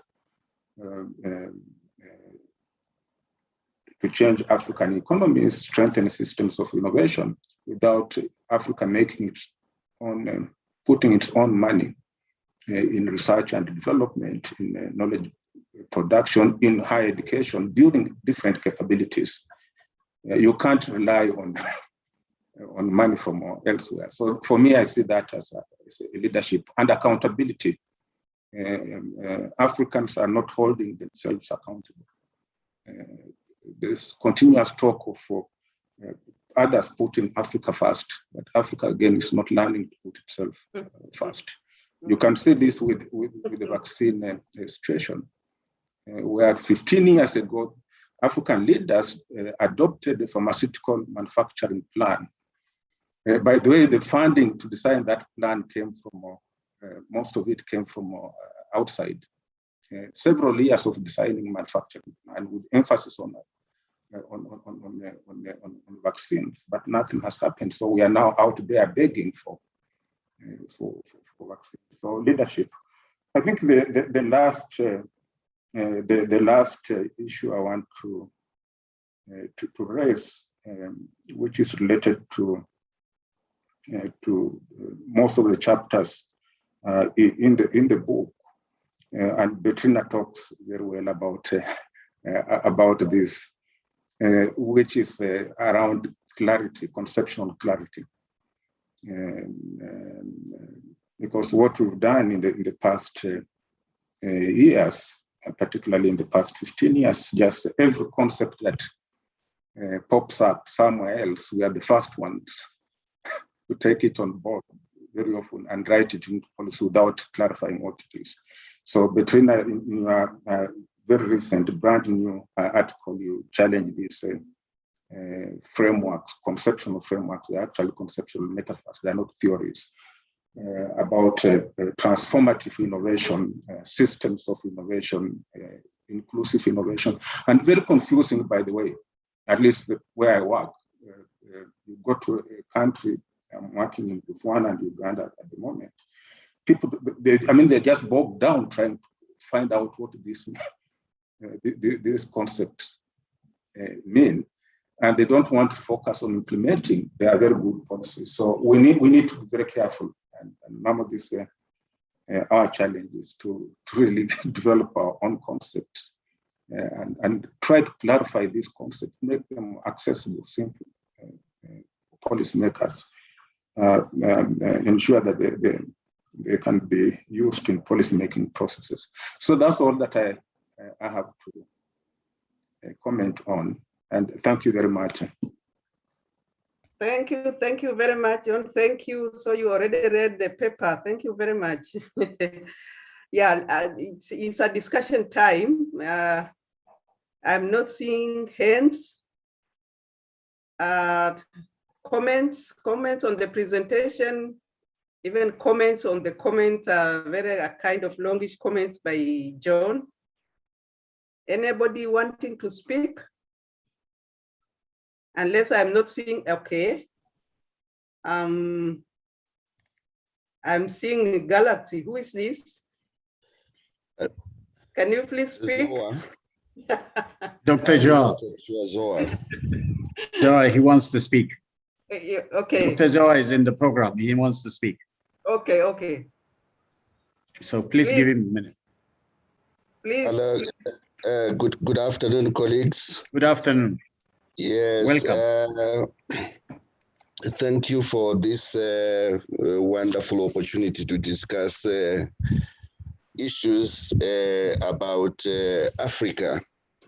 By the way, I am standing on the shoulders of a great man, Professor Mammo Muchie.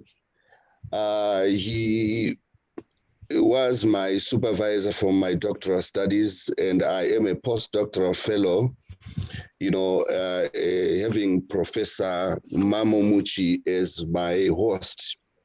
So he inspires me in a very big way when he talks about Africa and we engage about issues and what is transpiring in Africa. I should have made a presentation, you know, around the issues in Africa and innovation, just like everyone has done. But I have a few questions, you know, or issues that we need to reflect on, you know, building on what my predecessor, John Mugabe, has highlighted. Thank you so much, John, for raising those issues. If it were in my power to give you 2 medals, I could have done that. In case you lose one, you remain with another medal. We need to look at Africa and ask ourselves, have we really made progress over the years? You know, before we talk about innovation, measuring innovation, the progress that we have made in innovation, there are a few basics that we need to look at so that, you know, we can be able to take Africa forward and raise issues about collaboration and so forth. You know, when we have looked at those issues quite closely, what disappoints me, and I'm sorry to say this, is at the levels of corruption, you know, in Africa. Do they support, do they support the agenda that we have of putting Africa first? If we want collaboration, yes, we can collaborate with you know, many countries around the globe. But with the levels of corruption in Africa, this is an issue that Professor Lumumba always raised, you know, the issue of corruption in Africa is a very disturbing issue. are we really able to make, effective collaborations that benefit Africa? If we do not look closely at our levels of corruption, that's one aspect that we need to change our mindsets as well as we talk about collaboration, because we talk about collaboration with countries in the West and elsewhere, but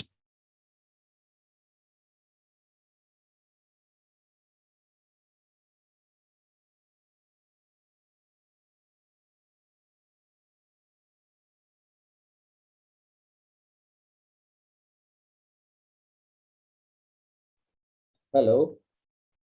Hello, I think I have lost the speaker. Can you hear him? No. He's lost.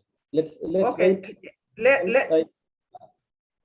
Okay, let's I think we should give opportunity for the presenter to respond, but let me read a question from, I think it's an important question from Abdekader.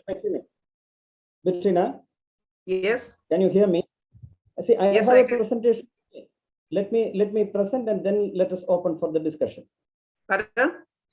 I do have a presentation to make. So let us open for discussion after my presentation. Wouldn't that be fine? Yeah, that is okay, but I thought your presentation was a bit different from the papers. That's why I decided to make it.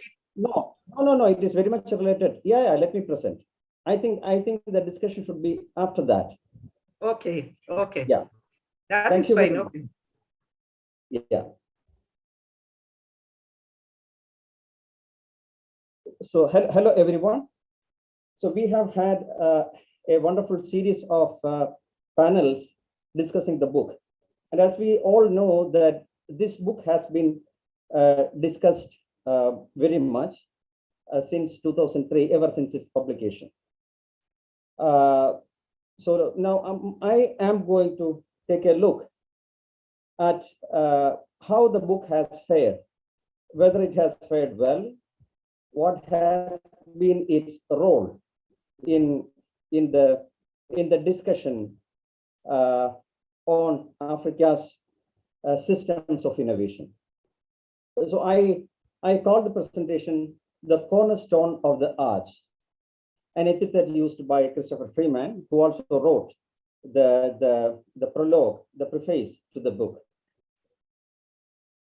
I quote Christopher Freeman: "At this time of global economic instability, this work is needed more than ever to protect science and education from inept and misdirected programs of structural adjustment, and to put the last first, then the cornerstone of the arch." I think these were prophetic words. While the pandemic has created a global economic instability, the World Bank says, I quote the World Bank, "African countries are now more stable and predictable places to live, work, and build business. All this is happening in the last region of the world, offering a demographic dividend. Sub-Saharan Africa will soon be the only place with birth rate at replacement level or higher. New value chains based on telecommunication platforms, agribusiness, and energy are now developing." So one could see that World Bank cites 5 reasons for this. There is a reason behind it for this sort of optimism by the World Bank. Number 1, large and stable markets with a growing middle class with a disposable income. Number 2, opportunities presented by urban areas, corridors, and regions. Number 3, dynamic opportunities arising in sectors outside the traditional extractive industries. Number 4, improvement in fiscal governance, ability to build infrastructure and establish public-private partnerships with foreign investors. And number 5, maturation of policies, and revenue systems. So this is why we should consider Chris's words prophetic. And there is quite a bit of reason to believe that Africa is in the process of becoming the cornerstone of the arch. Lundwall and Mammo wrote in the foreword of the book, I quote them, one reason that Mammo and Bentoke found together in this project was that both of us belong to the global circle of Christopher Freeman's intellectual children.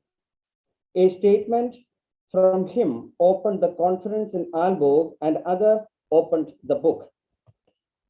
Further, they continue to write, I quote them, Mammo was attracted by the idea of applying the national innovation system concept on Africa because he was occupied by the needs to create a unification nation building process in Africa. Bentoke was in the process of working out the globalist concept. Freeman endorsed the views of both his disciples. I quote him, the Pan-African ideal surely has some part to play in mobilizing, energizing, and inspiring all these other institutions and initiatives. The heritage of existing knowledge, for example, in botany, in medicine, in care for the environment, can only be harnessed in numerous local grassroots projects and institutions, but these need a continent-wide interchange of ideas. I think it resonates quite well with what Professor Mugabe just now said.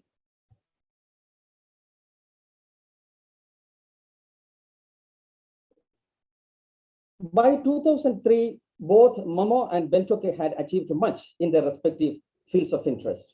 Between 1985 and 2003, Mammo had published widely in the field of innovation in Africa, Pan-Africanism, and structural transformation of Africa. You can see in this slide a select list of publications Mammo made just before writing this book. Bentoke, by 2003, had, to his credit, several path-breaking works, including his 1992 magnum opus, National Systems of Innovation Toward a Theory of Innovation and Interactive Learning, subsequently receiving a record of over 23,000 citations. Thus, Putting Africa First came as a result of their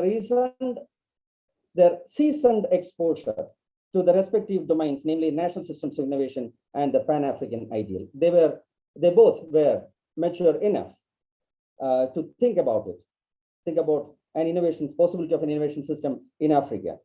In this context, it would be worthwhile to analyze the impact of this book in the African context. Here, I attempt to compare the book with a few other popular and scholarly books on Africa. And I do not claim that these are the most representative books on Africa or African innovations, but they are nevertheless some of the well-known books. I have used the open access data provided by harsing.com, but this free citation service has a limitation. It has a ceiling at 1,000 citations per book.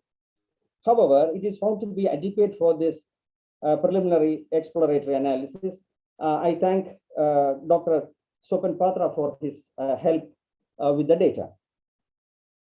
The books compared are Walter Rodney's How Europe Underdeveloped Africa, which came out in 1972, Sanjay Lal's Failing to Compete, 2002, Angus Deaton's The Great Escape, 2013, and Tom Berge's The Looting Machine, 2016. Looking at the average citations per year, Putting Africa First has achieved popularity comparable with all the other books except Deaton's The Great Escape. Here is a list of 21 widely cited publications that have cited Putting Africa First. The publications are arranged in descending order of their popularity of citation. The list is topped by Bentoke's 2007 book, National Innovation Systems, Analytical Concept and Development Tool, which received more than 2,000 citations. With 5 publications citing the book, Benteke appears to be the loudest apostle of putting Africa first. This again is a list of the latest citations of putting Africa first in 2021. All these works are well cited as well. They deal with a variety of topics such as post-pandemic recovery, skill development, innovation-driven competitiveness, agricultural innovation systems, patenting performance, grassroots innovations, etc. It is good to note that after 18 years of the book is still attracting citations by new generation scholars dealing with latest topics. So coming to this chart, it shows the citation details of the book over 18 years. It has received a total of 430 citations. It has maintained consistency of around 20 citations per year over past 18 years. Finally, this chart tries to find answer to the question literature in Africa.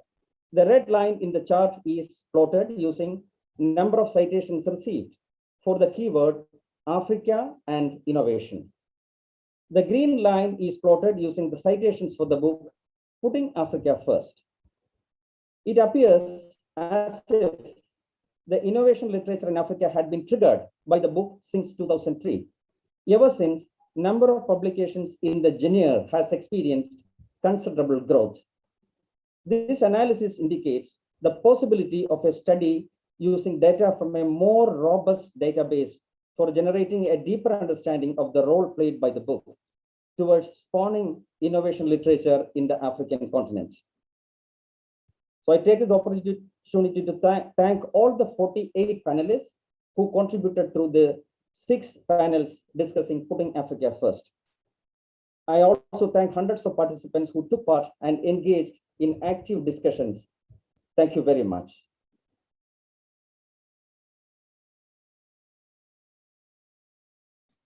Thank you very much, Rajesh, and sorry for thinking otherwise. Yeah, I think we should go back to, now we have Mammo. We have 5 minutes. Can we have more 5 minutes for Yes. your concluding remark? But we should give 5 minutes to the presenters to kind of have a final word on the discussion and presentation. Let them present, and then let me do the very final one, the closing one. Yeah, all of you say something, and then I need to thank all of you. So give me the opportunity. Thank you very much. Yeah, of course. I was worried about the time. Actually, I thought we had a lot of time. Just realized that time. No, it's okay. We don't have problems. Time. Okay. So, 30 minutes. Don't worry. Don't worry about time. Okay. If there are people who want to make the questions and some discussions, please give them some chance. About 10 minutes. Give them. Thank you. I was actually reading this question before I can give chance to the presenters. The question from Abdikader. He's saying how relevant is catching up to many low-tech, low governance, and highly unequal African countries. This is the question from Abdikader. I think I don't know whether he's still around. I hope I have gotten it right. So with this question, I think let me give the floor back to the presenters and for them to kind of say just a final word about all what we have been discussing. Yeah. Can I start with Professor Raphie Kaplinsky? Thank you, Bitrina. I have 3 brief points. Of course, each one requires a number of hours and then a number of days and a number of months, but I will keep them to seconds.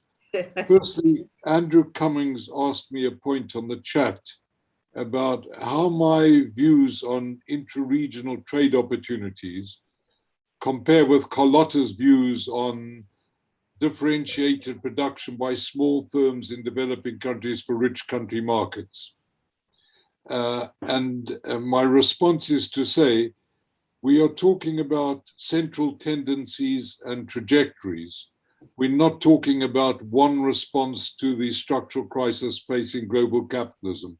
So my response to you, Andrew, would be both are viable, both are viable. But insofar as there was a hegemonic view that the development path was to follow the Chinese model and export in mass from export processing zones in Africa to the rich countries. I think if that were ever possible, and there were signs that it was successful to a limited extent in Ethiopia, I think that that opportunity, if it were ever an opportunity, has now gone as a significant opportunity. The second point in relation to John Mugabe, but it wasn't just John, it came up in Mzyece and in all the presentations, is of course what we mean by policy. We have to get policy right for Africa. I'm at the end of my career. I've been an advisor to many, many governments.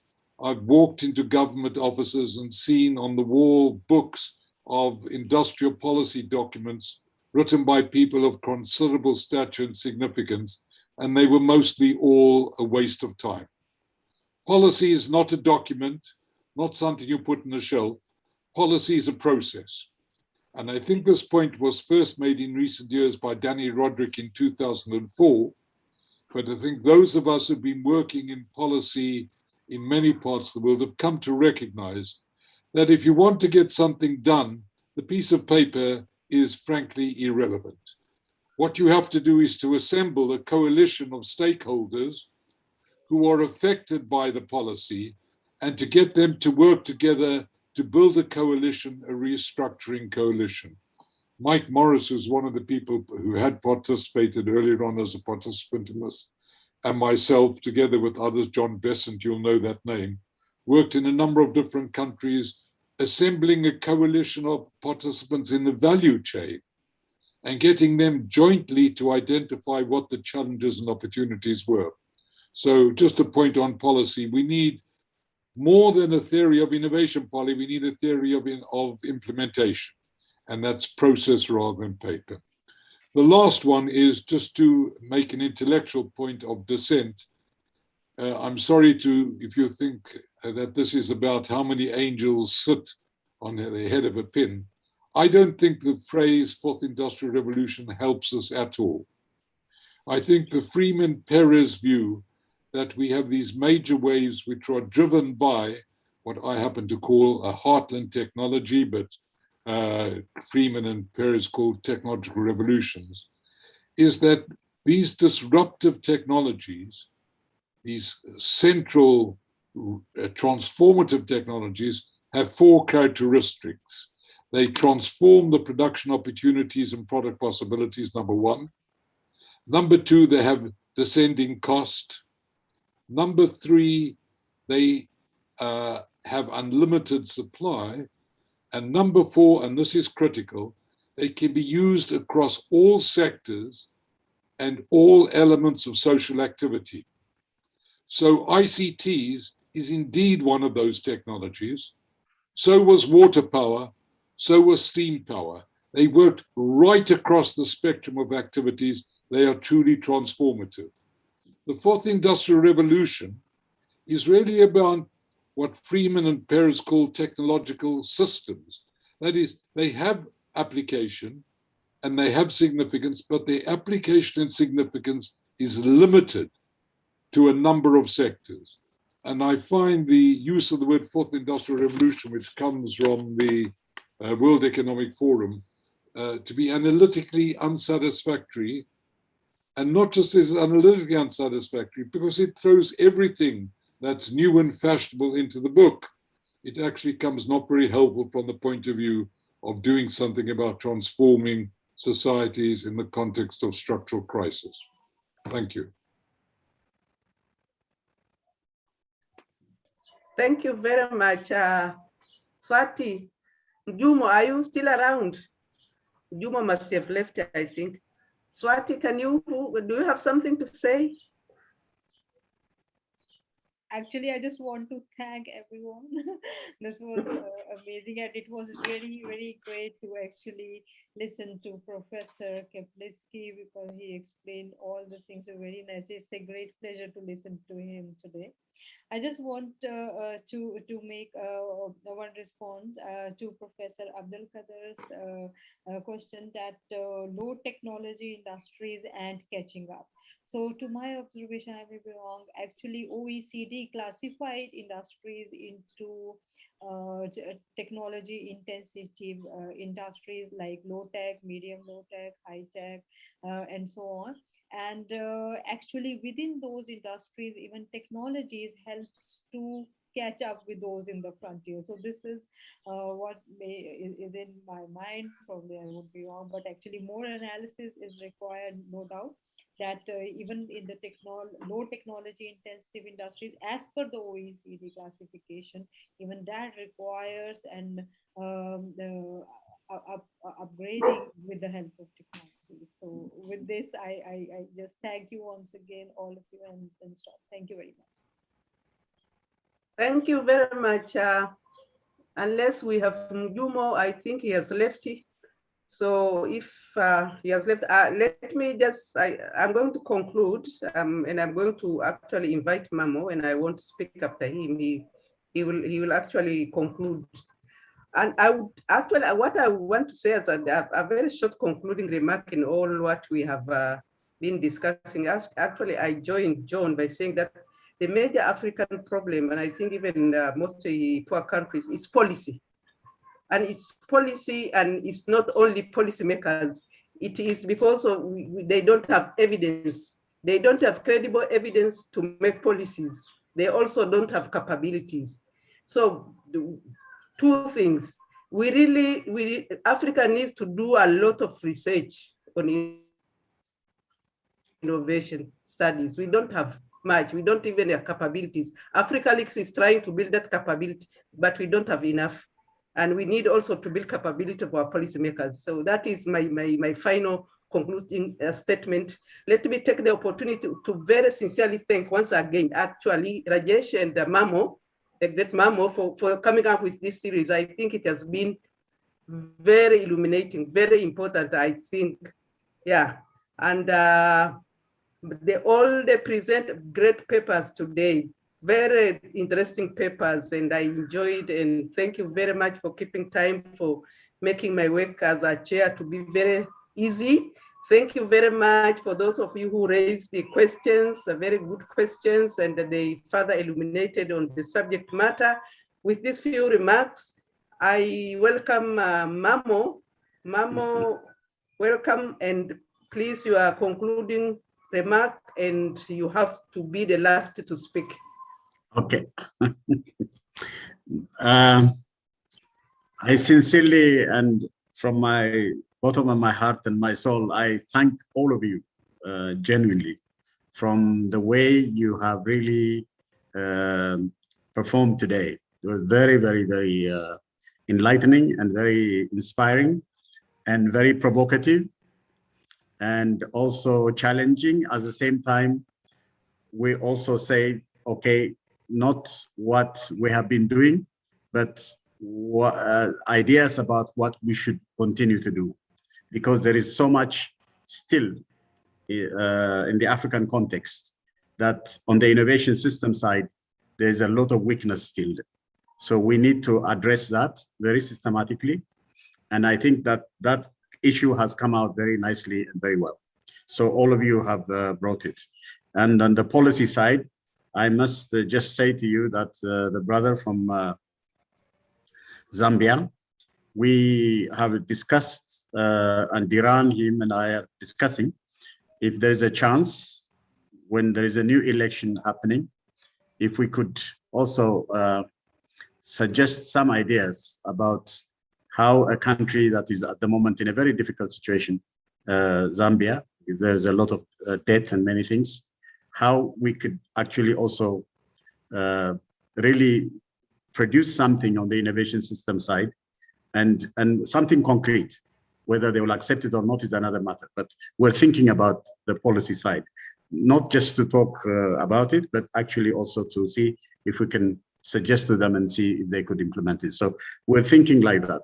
Now, what I like you to do, all of us, to just to say is that on the future, on the way forward from this series of lectures all of you gave and ideas and presentations you gave, what we want is, I think we should continue with putting Africa First Revisited, making the African innovation system. We want to do that, but I know my brother, John Mugabe, he says putting Africa first. I mean, people may challenge it, but when we say putting Africa first, as I mentioned to you, we're not hegemonic. We're not trying to say Africa in a different way. We're just trying to see, given what Africa faces with the different challenges, if there's a way that the challenges it faces, that we could find an approach that actually can make us interconnect very well. Our trade, look at what the data Swati just showed about the R&D, all the data she showed us is horrible. Can you see what all the countries are? There's nothing. R&D, nothing. None of the countries. So we need to really work on it very systematically about how to really contextually understand and explain Africa in a different way. So what I suggest to all of you is that from all these presentations, and especially all of you who made the presentations, who develop PowerPoints and everything, I like you to develop scientific papers, research papers, and I would be very happy to also ask all of you to collaborate with us how we should actually do it, whether if we're editing it, who should be involved in it. I would be very happy if we could have even another Zoom meeting or something like that.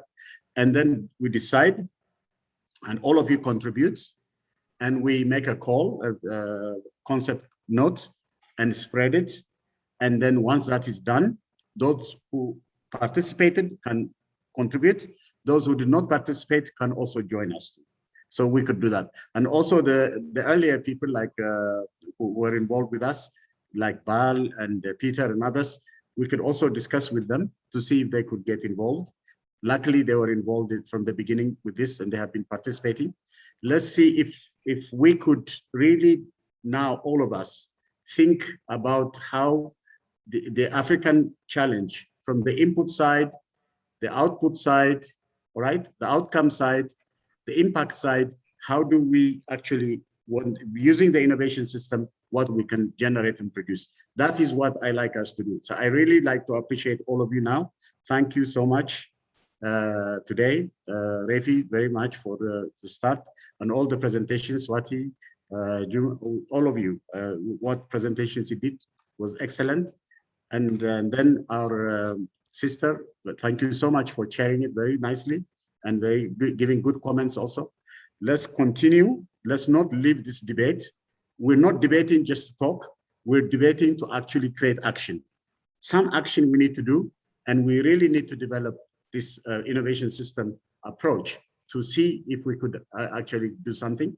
Just the last point I want to say is about assist. We have started with Rajesh, this idea that the South-South research capacity building element also with the North should be done systematically, not against each other, but connecting each other. How do we do it in a very systematic way? So we have created this notion of assist, and now the United Nations 76 Science Summit is being held. On the Wednesday, we are going to have assist being introduced, and Rajesh will be giving most of the lecture, but I'll be just moderating it. But we have got speakers, trust me, it's amazing how we did it. But we got speakers from Asia, Latin America, Europe, America, everywhere, the whole world, Africa. So we have all about 18 scientists all over the world.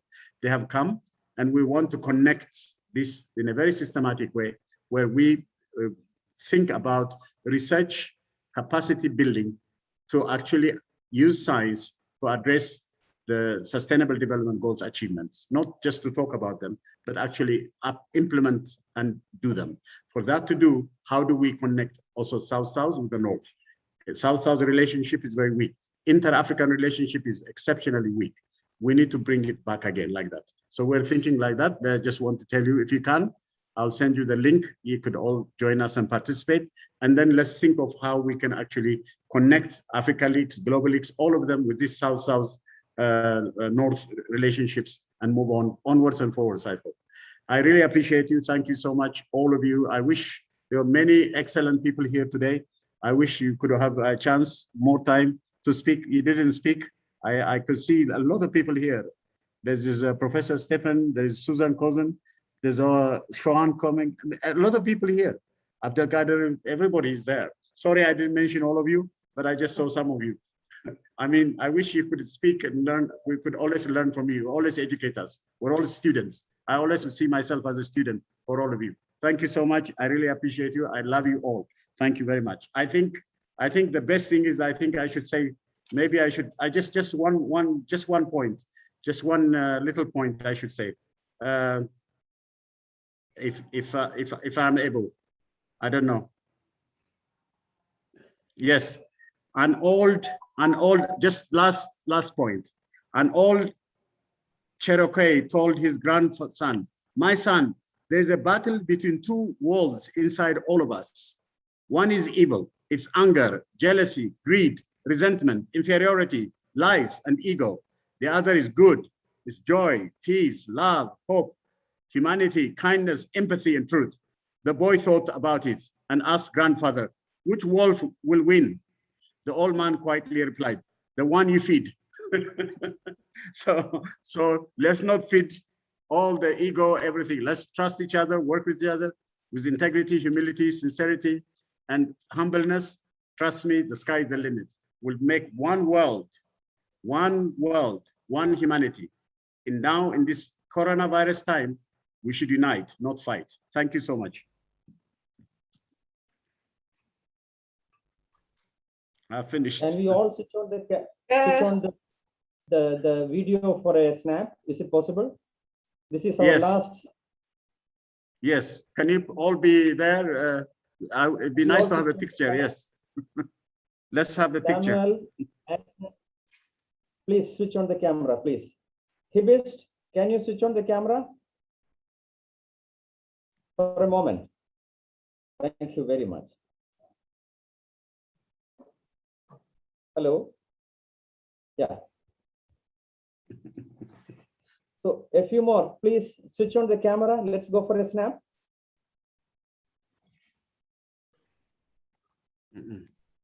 Thank you very much. Yeah. All right. Thank you all.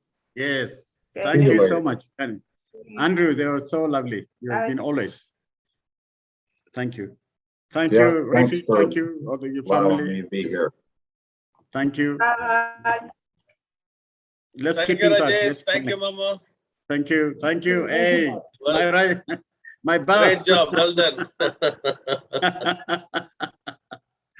Now Lenin is coming. I'm calling you Lenin. I'm joking. I'm not allowed to joke. It's okay. It's okay. You can joke. You are like a big brother, so you can always joke. Yeah. Yes. Okay, Abdelkader is there. All of you there. So lovely to see you, all of you. It's wonderful. You're great. This has been very nice sessions. Hello. Hello. Hello. Hey. Agnes. How are you, my Agnes? How are you?